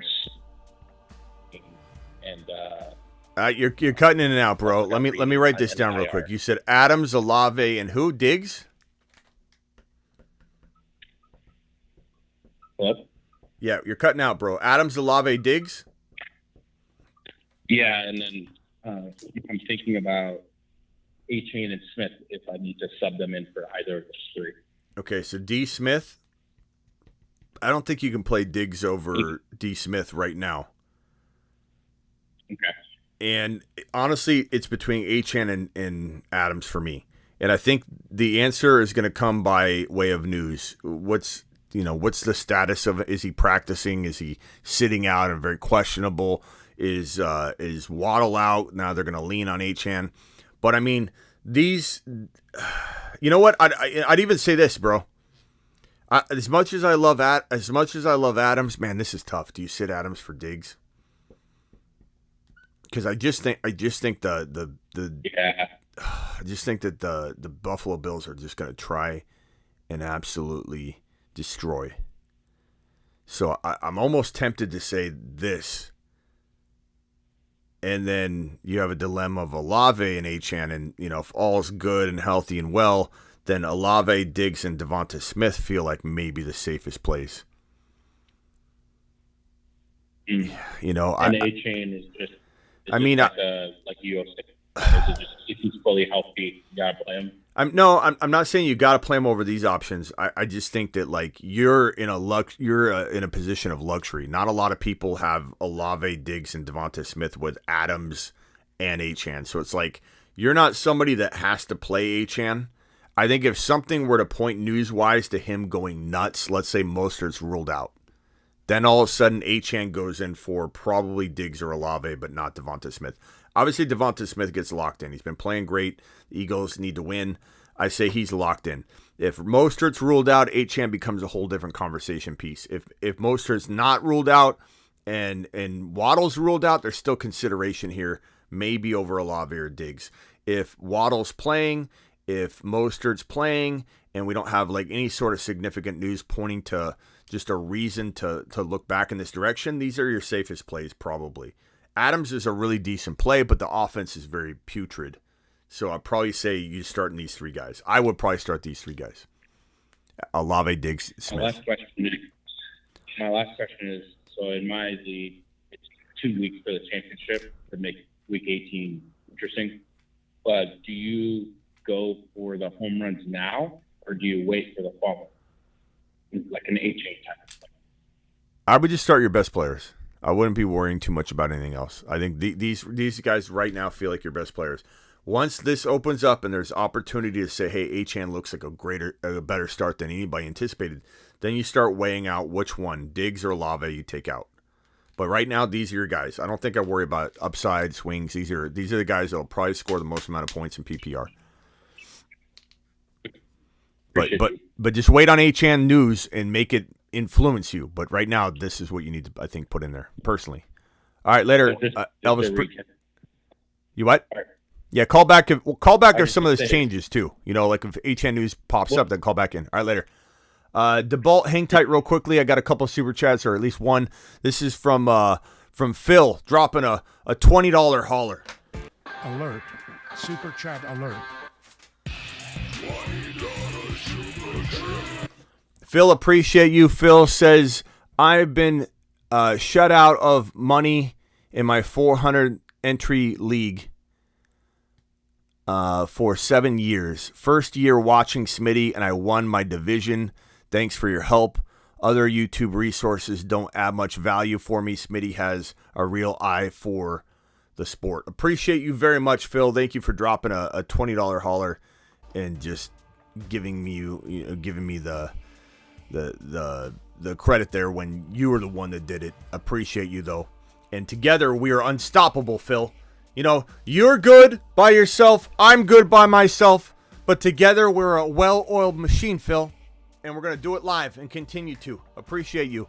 And this other super chat from TM42, Stafford or Kyler. I'm probably going to go Stafford. Both of them are good starts, though. Adam, $5 hauler, need to start 3. Gibbs, Monty, Kamara, Achane, Reed, Herbert. I'm probably going to go Gibbs, Man, Gibbs Monty together is hard, but also like feels like a must in some ways because you want to just protect yourself, but at the same time it's Dallas, so what if they all do bad? I think I go Gibbs, Kamara, and Monty for safety. Gibbs, Kamara, and Achane if news trends properly for Achane, like Mostert's out. He's practicing and Mostert plays, but Achane's practicing, and then Waddle's out, so they're going to use Achane a lot receiving the football, like etc. This defensive need one: Jets, Cleveland, Denver, Chicago. I'd probably go Cleveland. And need a tight end: Kelsey, McBride, or Taysom Hill. You're a beast. No, you're a beast, Adam. I'd probably say, good God, do we really contemplate Kelsey over McBride? McBride had a bad game last week, though, so it's like we're not sitting here going, okay, are we doing this again? Like, they both didn't do well. Is Kelsey going to have a 2 TD game in the final week and confuse a lot of people? I don't know what the hell to say here. I'd almost say, God, man, this is so tough. I'd almost say, look, you drafted Kelsey. It's at home against the Bengals. McBride is going up against a Philly D that I think he could do well against for sure. But I think McBride's your safe play. And if you need a big swing, Kelsey's the play that you want to throw in there. Now, the Arizona game is the early game, right? 11 a.m. my time. That's 1 a.m. East or 1 p.m. Eastern.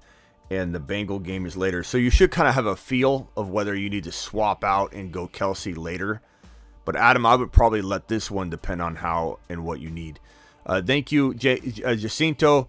Start 3, McBride, Hall, Ty, Chandler, Higgins, Swift, Laporta. I'd go Laporta, Hall, and probably, Ty, Chandler, Higgins, McBride. Guys in the chat, can you please vote? McBride, Ty Chandler, Higgins. Rank those 3.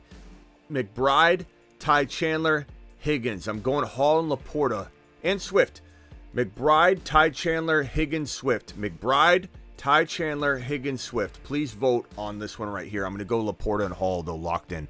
And then, Zach, appreciate you. Start 3, Hall, Chandler, Bijan, Etienne, Nico or Moore. I'm going to go DJ Moore.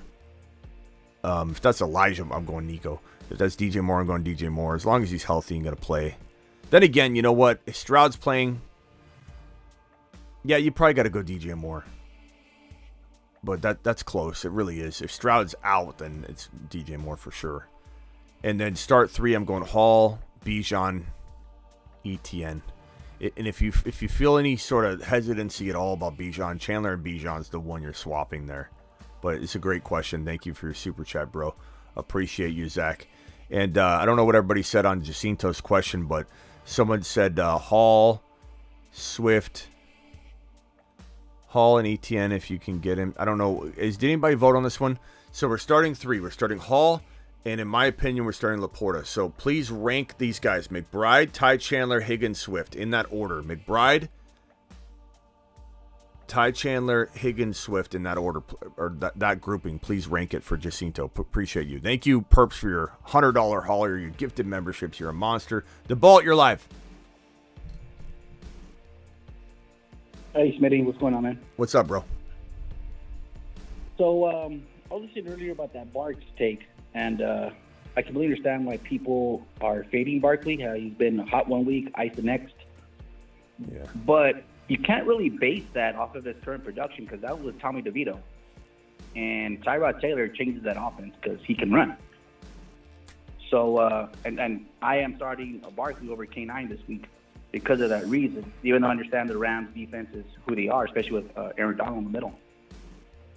So I went ahead and started checking his attempts and his production in full PPR. And with Tyrod Taylor, he's dropping 18, 15, 14 points. Then Tyrod got hurt, and he was getting 24, 21, 36 attempts. Once Tyrod got hurt, those attempts went down to 13, 14, 12, 29, 23 this past week against Philly with Tyrod because Tyrod opens up the offense. That's why I'm not fading him because Barkley is Barkley. You know, Barks is amazing. He's fully healthy with the I hear you, but top 5. I think you make a good argument, and I understand it. I don't think it's crazy, but I don't think we can say Barkley's Barkley. I mean, we know who he is, but like, that statement saying Barkley's Barkley. That's something you say about a player that through thick and thin is going to deliver, and he hasn't. So I don't agree on that. But I will say that at any moment he could explode. So I think you starting Barkley any given week is not crazy, because you just might pick that week where he goes nuts. But right. I tying it to a running quarterback doesn't necessarily make me feel great either, because that's vulture material. So I think while he did do good last week, running quarterback taking away from the run doesn't make me feel any better, and it's a really tough matchup. So I get what you're saying, but it just depends, on I guess it's case by case. Anybody has Barkley, you got to hit me with your dilemma before I can tell you. He's not a blanket sit, but he doesn't feel like any sort of lock to me. But I don't hate your thinking. It's logical. Yeah, I completely agree. And to me, it's Barkley if you need a home run. Like, if you want to play it safe, go with a safer option. Like, in that case, I would go with K9. But I'm projected to lose by 8, so I need a swing. I don't hate Barkley over K9 though. That's K9's as risky as Barkley, no doubt about it. Understandable. Yeah. I just wouldn't fade Barkley so easily. He's up there, Again, it depends on the question though. Like, I'm gonna fade him like crazy if I've got a safe option. But if you're talking about K9, K9's easily a crazy bet. Either way, he could have 2 touchdowns and 60 yards, and we're like, woo, we knew it. 18 points, just like that. But he could also go get 24 yards, and it's not even his fault. But that's the same thing with Barkley. It's not his fault. And that's why I probably wouldn't say, well, K9's K9. He'll just get it done. No, not necessarily. Because K9, unfortunately, in his situation, is volatile. So is Barkley. And I don't think we have a body of work at all that we can make a distinction between Tyrod Barkley versus DeVito Barkley, really. But who the hell knows? But trust your gut, bro. The only thing you should do is trust your gut, though. You seem very passionate about it. You would kick yourself if you went, well, but Smitty said, and you switched it out. Just roll with it, bro. You did a lot of, looking into it, and that's how you feel. So take it and roll with it, bro. Yeah, just a lot of people are fading Barkley this week. I'm like, slow the roll. What's the other option? That's all. I hear you, bro. All right, appreciate you, bro. All right. The ball to the moon. To the moon. The Bolt stock is up. Get you some DeBolt stock. It's going through the roof. Rock out. I don't think everybody voted on this properly. So if we could do this one more time. I think Travis was saying everybody didn't understand the way I worded it. It's probably my fault.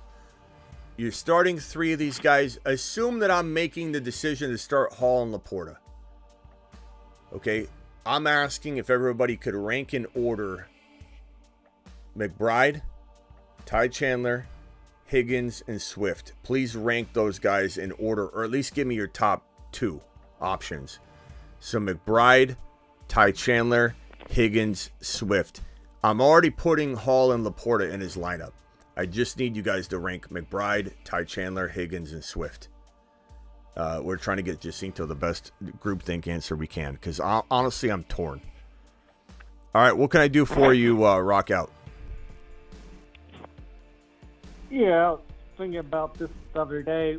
What did you think that went wrong with Pollard this season?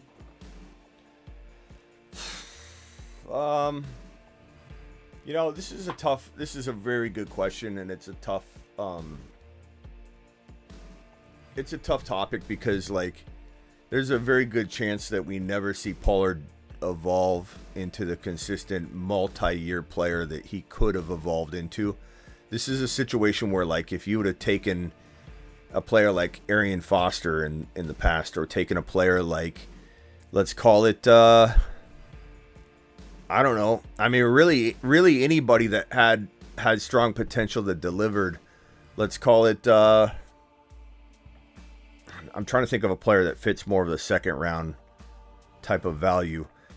We'll just say, just in your mind, picture a second round player that's evolved and played multiple years and played amazingly.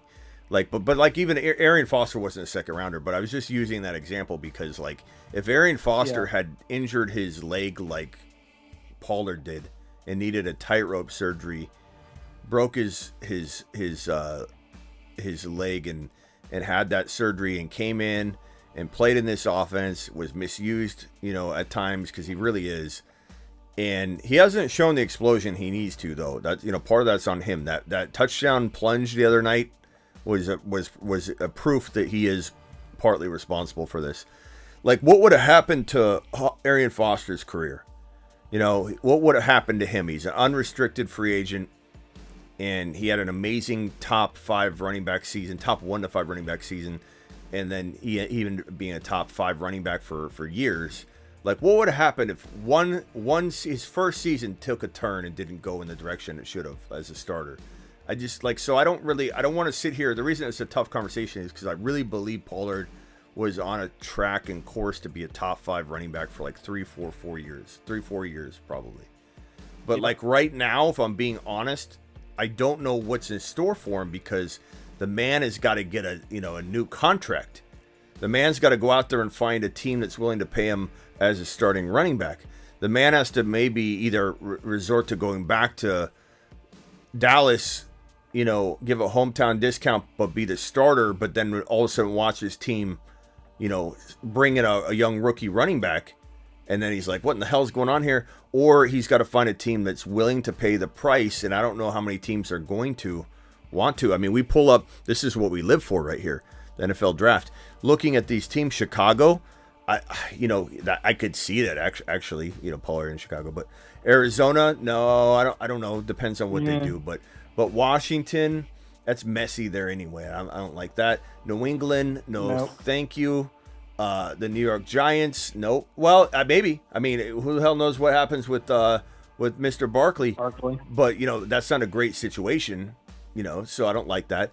Chargers, I mean, they're gonna move on from Eckler. It just depends on where he goes. Like if Pollard gets a shot where a coach says, hey, I saw you, I believe in you, I know what the hell you're capable of. I know you came back from an injury and you're kind of rusty. Let's go ahead and get you in an offense that's conducive to your skill set. And the Chargers would be ideal because they could pass to him. They could use him like Eckler instead of using him like the Cowboys are using Pollard this year, which is not as good usage as it could be. I just think we may not know how good he could be. He may bounce back next year and become a beast for 2 or 3 more years, or he could fizzle away somehow. I don't know, bro. Yeah, I hear you. Yeah, your guess is as good as mine right now, but we'll certainly speculate in the offseason. But we need to know where he's going to go. It's a great topic. Like, these are what I live for, these shows. Like, if there's news on Pollard not returning to Dallas according to then all of a sudden we go live and we start kicking around the ideas and we bring up the draft board and we say, look at these teams that might be potentially in the mix for a potential trade or a running back, or who could be drafting an RB in this territory. I don't think any RBs are going anywhere near this top half of the draft. Nobody's taking an RB this high, I don't think, this year. There just isn't a running back prospect that has the same allure, but there are some, wait for January 1, that I think could be nice fits for a few teams. But which one of these teams are looking for an RB? I don't know. It's going to be an exciting offseason, man. I can't wait. It all begins January 1. There's no shutting down. There's no break. There's no nothing. We go live Monday through Friday, 8 p.m. Eastern, like monsters. That's what we do. Rock out. What else you got? Yeah. What would you think about Fields going to New Orleans, pairing up with Olave?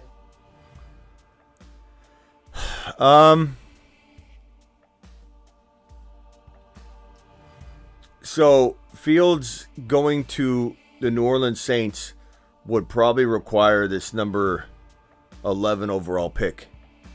Can you imagine if the Bears had 1, 11, and 8? And if it didn't require that, I don't know what the deal would be.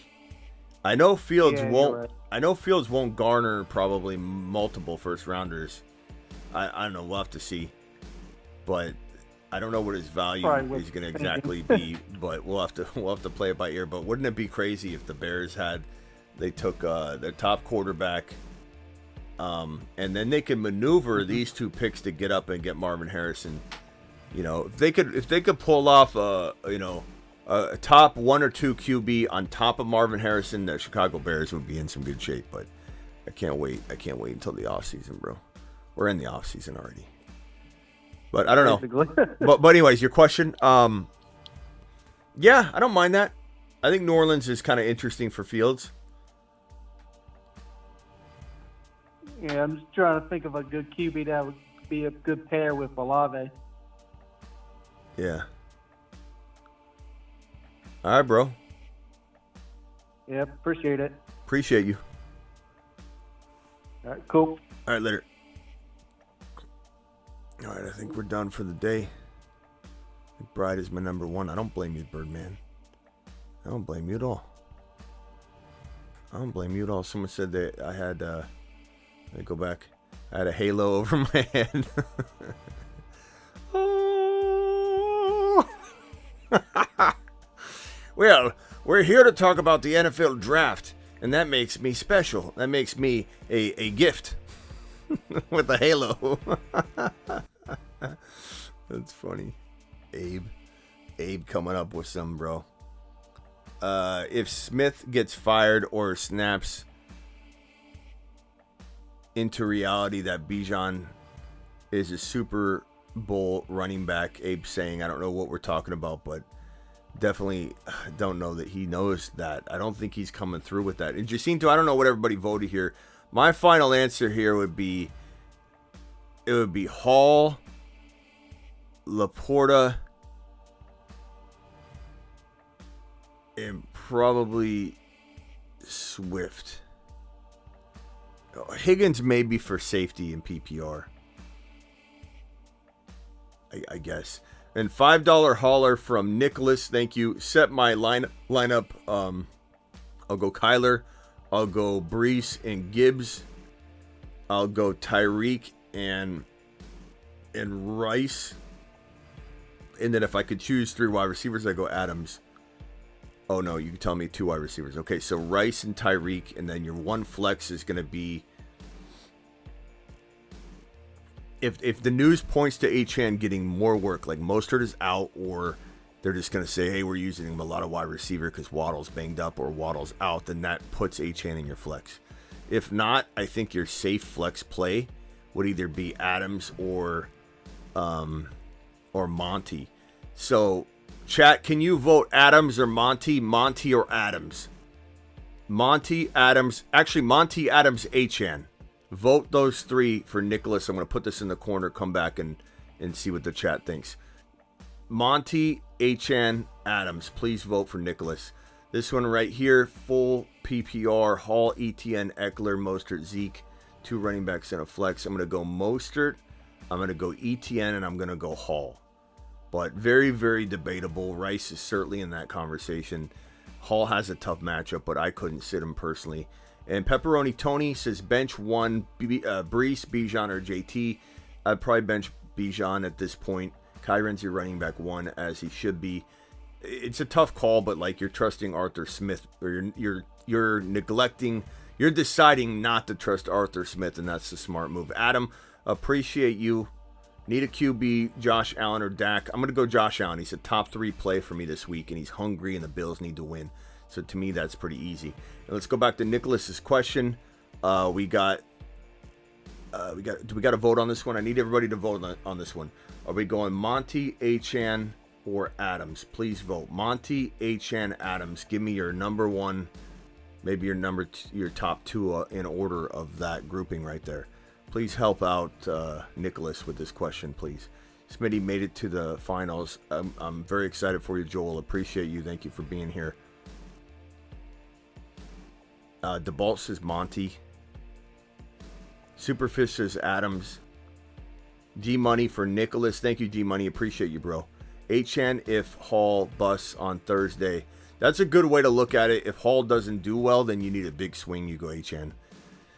If it was me, unless something negative is out there on Achane, like he's not practicing, he's very questionable, Waddle's going to play, and Mostert's fully healthy and off the injury report, and like then you start like wavering, but like I personally would rather put Achane in, but that's me.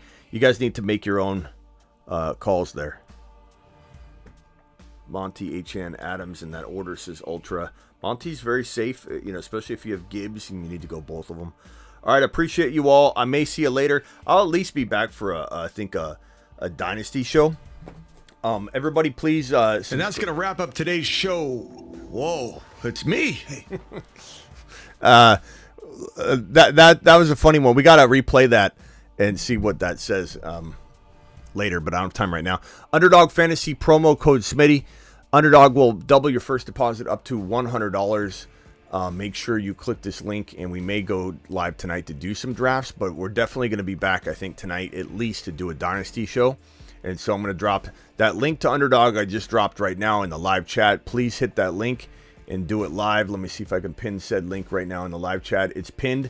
If you guys want to double your first deposit up to $100 and get in on some Week 17 only drafts to get in on some of the pick'ems, click that. Sign up. Minimum $10. They'll double whatever you deposit as your first time. So $10, they'll give you $10. You have $20. You do 100, they'll give you 100.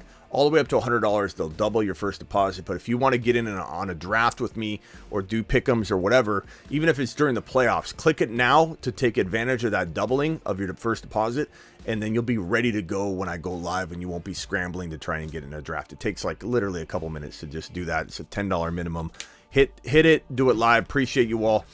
And I'm going to go live on the Dynasty channel tonight no matter what, I think. And even if it's a 10-minute video, whatever the case may be. Here's the Dynasty channel. I'm going to put that in the chat. Please click that link right now. Subscribe to the Dynasty channel. And if you go to my YouTube page, and you will see, let me see, where is this at? You'll see on my YouTube page that you'll see channels to the right. There's a channels link.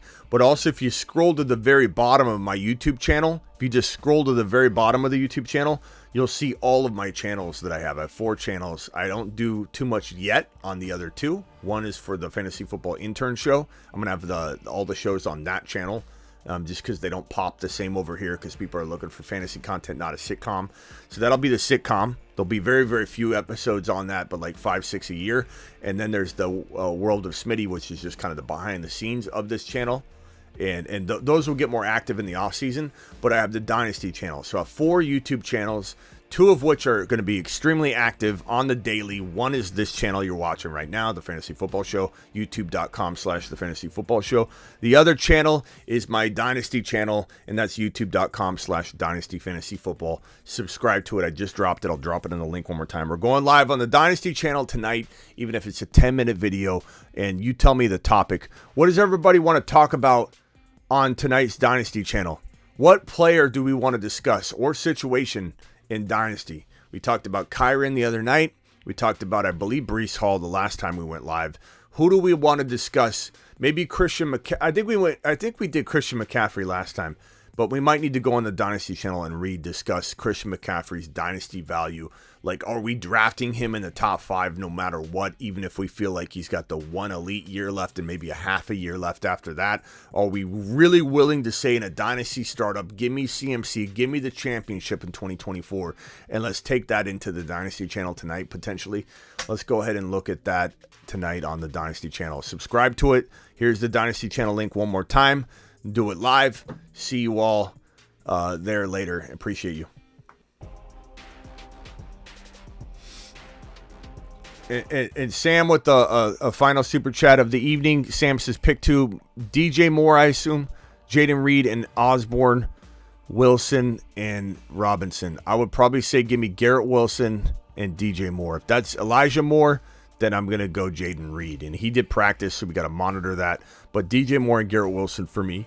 Jaden Reed and DJ Moore is also pretty good, I guess, if you're wavering, but that would be my choice. Appreciate that super chat. See you all later.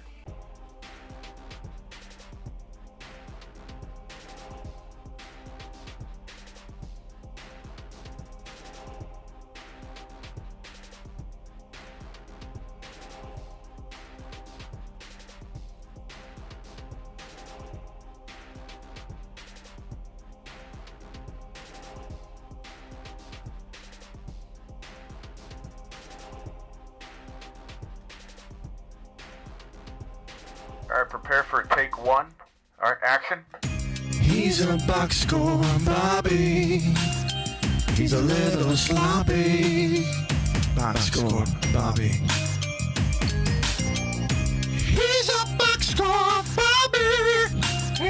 He's very sloppy, Bobby.